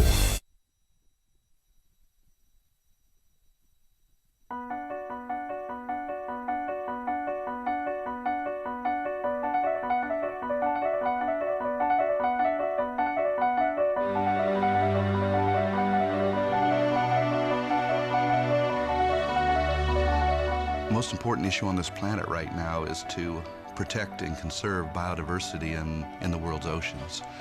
And I don't think people realize just how intimate our connection is with the oceans themselves. Not only do they provide the very foundation of life and control our weather, but life just simply could not exist without a healthy ocean. The real problem, though, is apathy. It's all out of sight. It's all out of mind, and people don't even think about it. But it doesn't matter whether you live in Peoria or on the coast. The fact is, whatever happens in the ocean affects all life forms on the planet Earth. If the oceans die, then civilization collapses. We all die. We cannot live on this planet without the oceans. This is, in fact, not the planet Earth. It's the planet ocean, but because we're a land-dwelling species, we refer to it as Earth. But it is the planet ocean, and the oceans are the heart and the foundation of all life on the planet.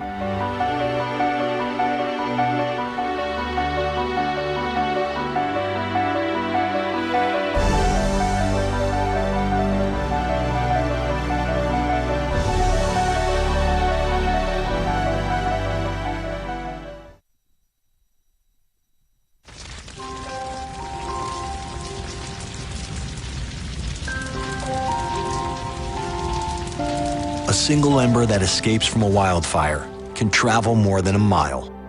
That single ember can ignite and destroy your home or even your community. You can't control where the ember will land, only what happens when it does. Get Fire Adapted now at fireadapted.org. Columbine.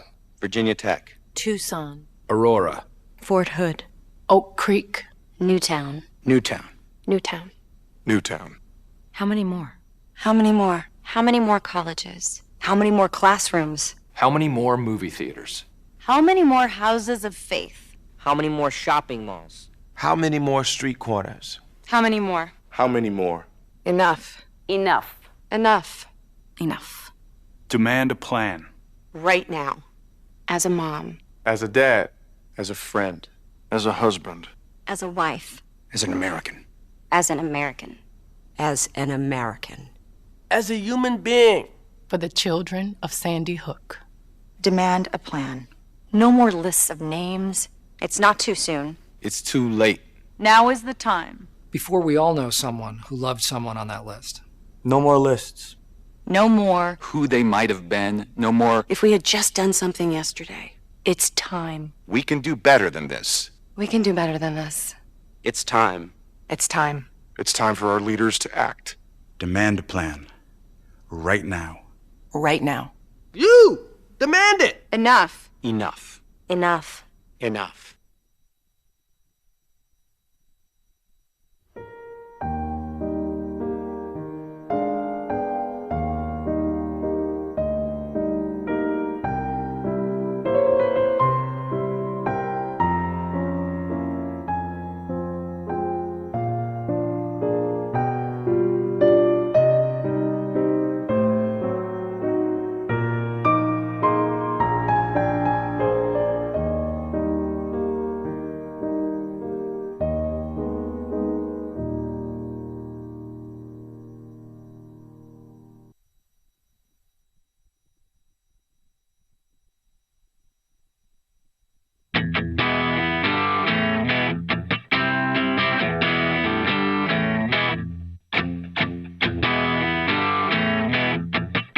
Streaming live video right now at youtube.com/TawkrTV. That's TAWKR-TV. This is The Bill Press Show.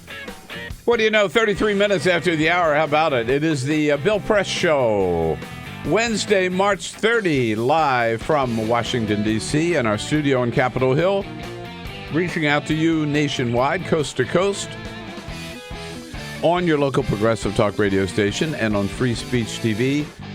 We're brought to you today in part by the United Steelworkers and their international president, Leo Gerard. The United Steelworkers, now North America's largest industrial union, representing over 1.2 million active and retired members, fighting hard to keep what little steel production we have in this country still going, and maybe bringing some of it back from China and Korea and other places.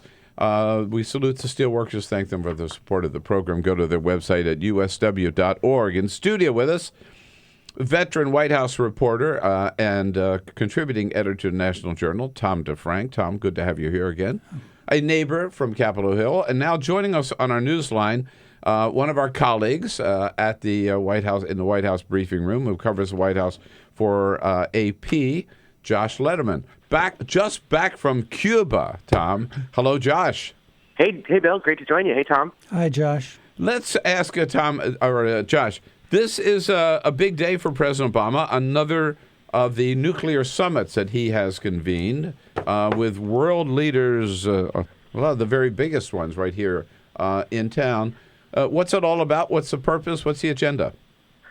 Well, he's been doing these a few times over the last few years with an eye towards how the world can lock down the nuclear materials that could be used in a type of an attack. This year, the focus really is on groups like the Islamic State and the potential for attacks on urban areas. Basically, everyone is concerned that the horrific incidents that we've seen in Brussels and Paris could be repeated in the future, except on a much larger scale, either an actual nuclear device or some type of a dirty bomb that, doesn't kill people instantly but spreads, radiological material over an urban area and makes it so that it has to be cleaned out and really damaging to that area's economy. 6 of one, half a dozen of the other when it comes to just the kind of panic that would probably ensue if there was that kind of an incident. So the president and the other dozens of world leaders that are going to be coming to Washington are going to be putting their heads together, trying to figure out how they can get all of this material somewhere where they know where it is, where it's guarded, where extremist groups can't get at it. A very real threat. I mean, Tom, we saw in Brussels, Belgium, last week, right in the aftermath of the two attacks at the airport and the metro station, that they were concerned about access to and possible threats to nuclear plants in Belgium. The U.S. government was very concerned about this during the first Gulf War, which was 25 years ago now. One of the first things the U.S. military worried about was whether the Iraqis, whether Saddam Hussein's people would do something to their nuclear capabilities, not out of terrorism, but just as a vengeful sort of thing. So it's a real concern. It's a growing concern, and it's going to be an escalating problem. Now, Josh, you were, and Tom and I are both insanely jealous of you that you were able to accompany President Obama on his trip to Cuba last week. That's right. Everybody seemed to have had a good time except Fidel Castro. Yeah, we didn't hear much from Fidel Castro during that visit. We heard from him in a little letter that he or someone on his behalf wrote to the state media a few days later, a very sharp rebuke to the president. But they really kept him under wraps while Obama was in the country, which the White House saw as an affirmation that the Cubans were trying to make this visit go off smoothly and wanted it to look like a moment of reconciliation between the U.S. and Cuba. But of course, there's some significant, political pressures within the Communist Party there in Cuba, and it seemed like they needed to have a little bit of a pushback after the president left in the form of that missive from Fidel. Yeah. What did the White House feel was accomplished by the 2-day visit to Cuba? I think the White House feels that they started a conversation in Cuba among Cubans, having this very famous young president there talking in the same room as Castro on live state-run television about the need for democracy, human rights, better economic freedoms, gave the green light for Cubans to start talking about it amongst themselves, to talk in the streets about aspirations that they mightn't have kept under wraps in previous years out of fear for the fact that you just don't challenge the government openly there. And so I think the president is hoping that as that starts to become a more dominant theme in Cuba, that it will create more pressure on the Castro government for them to make changes themselves. Tom, have you ever seen any news conference like that one with Castro and Obama last week? Well, with Raul Castro saying, well, give me a list of these political prisoners and I'll release them immediately. Don't hold your breath on that one. As the Duke of Wellington once is supposed to have said, if you believe that, you'll believe anything. That was, I cannot remember a loonier press conference than that one. And just to see that President Castro confronted for the very first time publicly in front of everybody in Cuba was watching that, right? I'm sure heads were exploding every place because President Castro doesn't do that, No. and I have to give some credit to President Obama because clearly this was important to him, and I get the feeling that he really kind of leaned on the Cuban government to say this is important, and Castro finally backed down and agreed to it. But boy, I bet you won't see another one of those for him for the rest of his term, meaning President Castro. Right. He did not enjoy himself. What did you pick up there, Josh, on that the impact of that news conference? Yeah, I mean, I think the news conference was just a moment that, as Tom was suggesting, reflected how new and different this is for the Cubans. They don't really have any instincts for reform because they haven't had to go through this process. So you see, as they're trying to, obviously Castro knew to some degree what he was getting into when he agreed to take a question. He probably knew that, the question was going to be something along the lines of human rights or something he didn't want to talk about. So you see them kind of trying to lean in on this and, okay, well, a little open to this, and then they open the door a little bit, and suddenly you've got this, this crazy news conference where he's, bitten off more than he can chew. So I think you just see the government system there really trying to bend a little bit, but not sure how far they could bend before they snap. Josh Letterman's our guest on phone. Tom DeFrank here in studio. Josh with AP, of course, covering the White House. We're all there at the briefings just about every day. So, Josh, the president gave an unusual speech the other evening for the Robin Toner Awards, sponsored by Syracuse University, and where he talked about the role of the media, our role, in covering campaigns, covering events, just in general, the importance of the media. And he seemed to be kind of lecturing a little bit, Josh. What was his main message? Right. His main message, really was that journalists need to step up. They need to be more critical of the candidates. He didn't talk about Donald Trump by name, but the clear message was, you guys are giving him too much of a free pass. He's getting all of this, free publicity, and nobody's really holding him accountable for saying things that aren't true and espousing policies that don't make any sense. I think that the media here in Washington really bristled at that speech because, a lot of us have spent quite a considerable amount of time over the last number of months trying to fact check Donald Trump and the rest of the candidates in both parties, frankly, and B, it just comes across as a little bit, it's easy to lecture someone else about how to do a job that you haven't actually done before, but there's also some pretty legitimate criticisms of the way the president has handled some of his interactions with the media and access that right. We've gotten that make you sort of wonder whether he's also contributing to the general climate. I was going to ask you about that, Tom, because you made a point that the access certainly has been restricted with every president that you've covered. More and more restrictions or less and less access. And President Obama has been criticized by a lot of our colleagues about not being open and accessible. Well, I don't know about open. Look how many I don't know about conferences. open, but accessible, I agree. Yeah, there have been fewer press conferences. They've ratcheted up or down depending on your point of view. But I couldn't agree more with Josh about the notion that reporters have given Trump a pass is ridiculous. Now you could make an argument that the networks may have just gone crazy. He's such a good interview because he's so outrageous. He's so you never know what he's going to say. That he has gotten an inordinate amount of time on television, he brings listeners and viewers with him. I mean, he's probably been on television more than everybody else combined. $2 billion worth of free time. Right, yeah. And so there's an argument to be made about the press in that context, but the notion that the media is giving Trump a free ride on his policies, his politics, his somewhat, shall we say, at times content-free policy proposals, I just don't agree with that. Right. And Josh, as you pointed out, it was interesting here that the president go there, right, and kind of wondered what the whole purpose of that. Well, I wouldn't call it an attack, but criticism was, yeah, where the administration has come under considerable criticism itself, and I guess every presidency does. Okay. Well, today is another day, another briefing, another round of questions, and we'll all be ready for it at 12:45. Josh, we'll let you get back to work. Thanks so much for joining us, taking time out.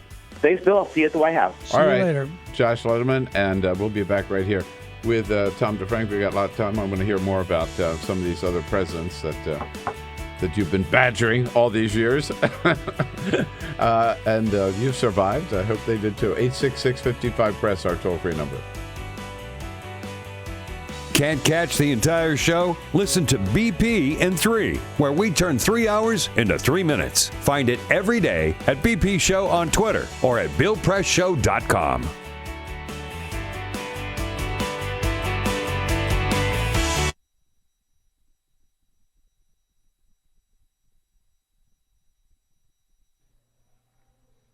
It occurred to me tonight, for the first time, that the long-winged insect that over and over again rams its body into the wood of my front door might not know what he's doing. He might not have a plan. Maybe that's just how he flies, and that is where the door is. And I remember you. The last time I saw you, a few weeks before we would graduate from high school, and a few days before you let a bullet dissolve on your tongue, dancing in a warehouse rave, sweat-drenched and strobe light battered, thrashing your arms back and thrusting them forward. The floor could get so bright and loud, we all slowed down to be more careful, but you kept dancing full sprint tornado, and sometimes you'd spin full weight into a wall and just spread your arms against it and sway back and forth like a lover reunited. This long-winged insect is not trying to get into the house. It doesn't know there is a house. Can't imagine a life beyond that door. All it can see is the light. You and I were both 17 when you died. And ever since then, I have envied you. How you are remembered for towering, unclaimed potential instead of living to look regret in the face. You didn't have to come home 3 weeks later and explain to your little brother why you took too much medicine. Your addiction is remembered as a tragedy, not a betrayal. Your suicide attempt became a suicide, not an unpaid hospital bill. And only tonight did it occur to me that maybe that night when you let your teeth touch metal, you might not have known what you were doing. You might not have had a plan. Maybe you had hit that door so many times you couldn't imagine it might let you through. I'm still ashamed to admit it, but I have always secretly believed you did it for me, that you wanted to show me that there is a way out of all of this. Not so that I would follow you, but so I would understand that every day that I am alive is a day that I choose to be alive. And when the music stops, you still get to keep on dancing. And when the light is so bright it blinds, you can dance with your eyes closed. And if in that dark you come up against a wall, you keep your arms out wide and you dance with the wall.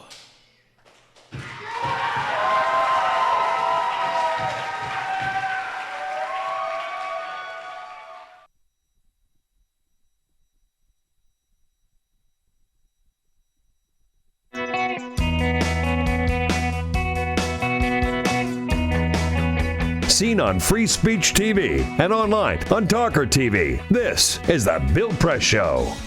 12 minutes before the top of the hour.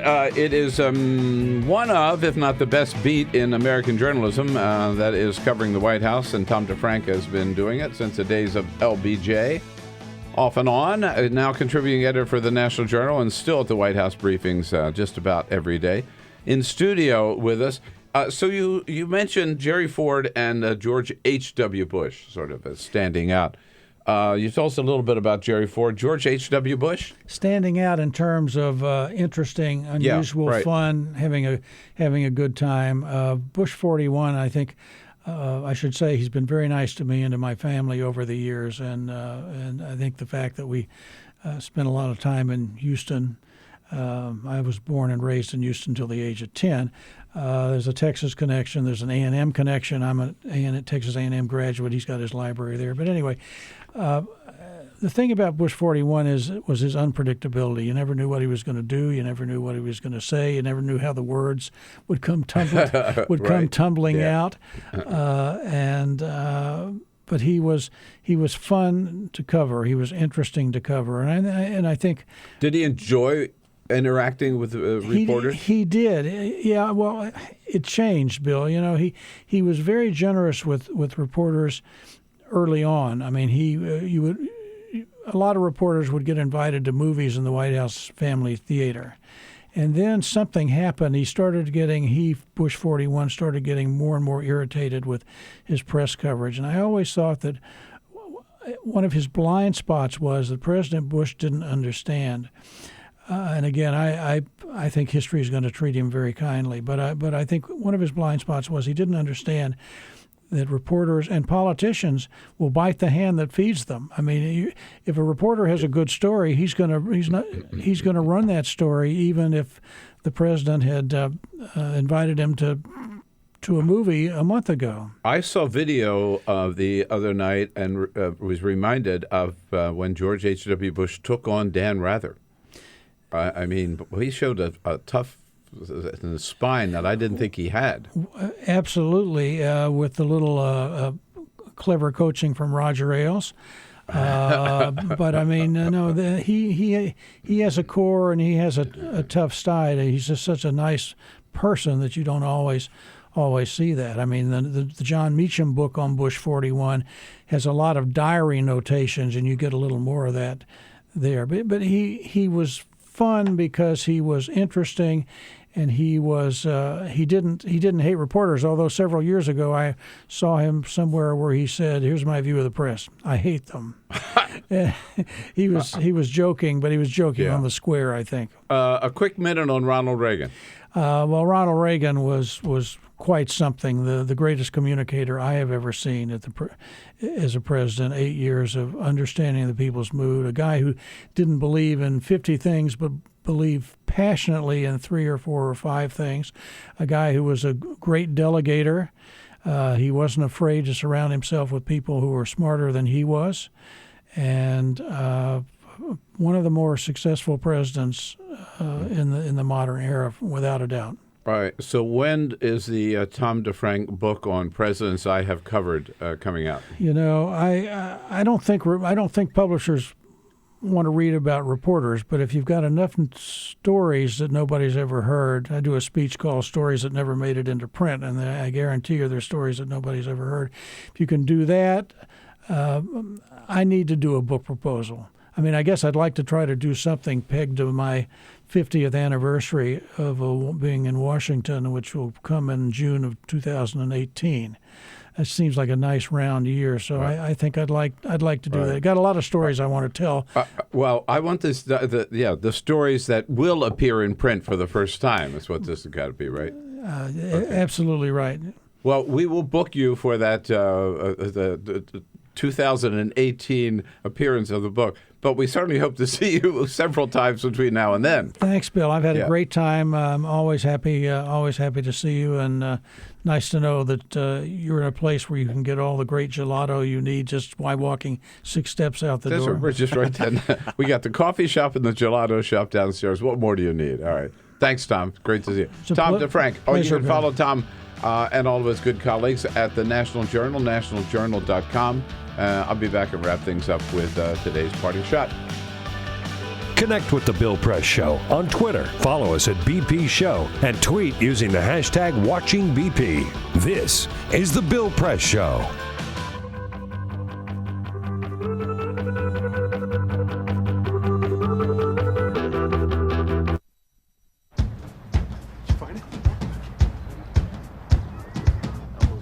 You taught him how to hit a baseball.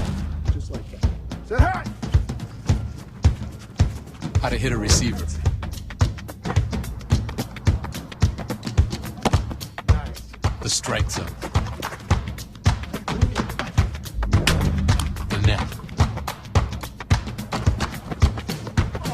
You taught him how to hit the upper corner.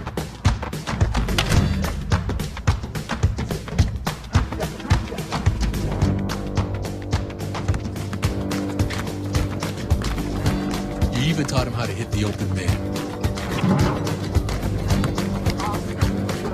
But how much time have you spent teaching him what not to hit?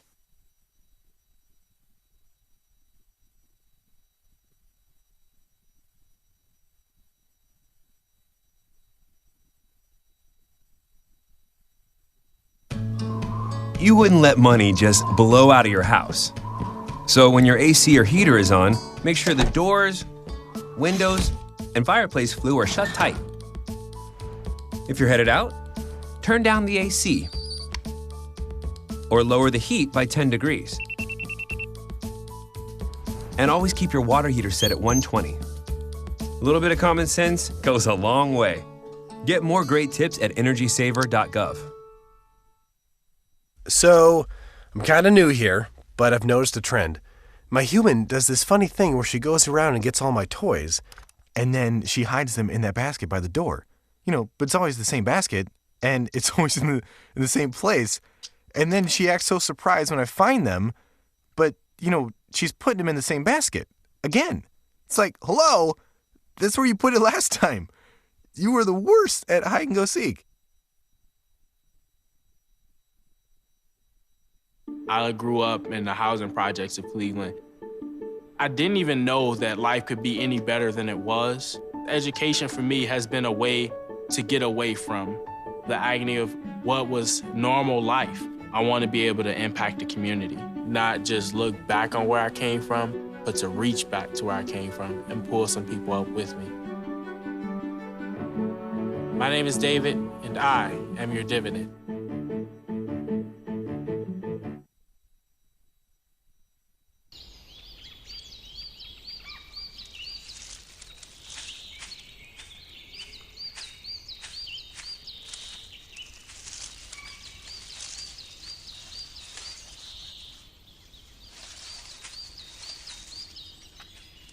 At Earth Justice, we defend the environment in the courtroom.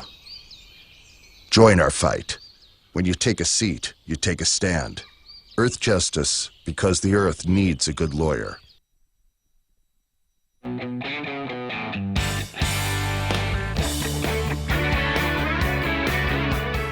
The Parting Shot with Bill Press.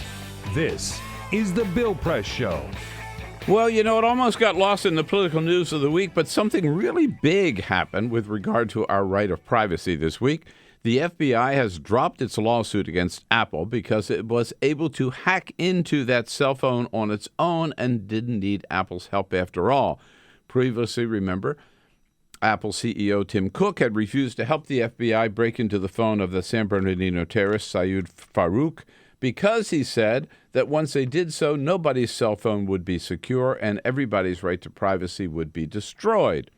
Well, this is a welcome turn of events, but it's still troubling for a couple of reasons. One, because it looks like the FBI picked this fight unnecessarily, just trying to force Apple to fold. And two, because damn well this won't be the last time that our right of privacy will be threatened by big government, and the next time we may not be so lucky. Meanwhile, bravo to Tim Cook for standing up for all of us and our right of privacy, and for standing up against the FBI. My parting shot for today, folks. State Senator Mark Leno from California joins us tomorrow to tell us about raising the minimum wage in California to $15 an hour. We will look for you tomorrow. Come on back and see us. This is the Bill Press Show.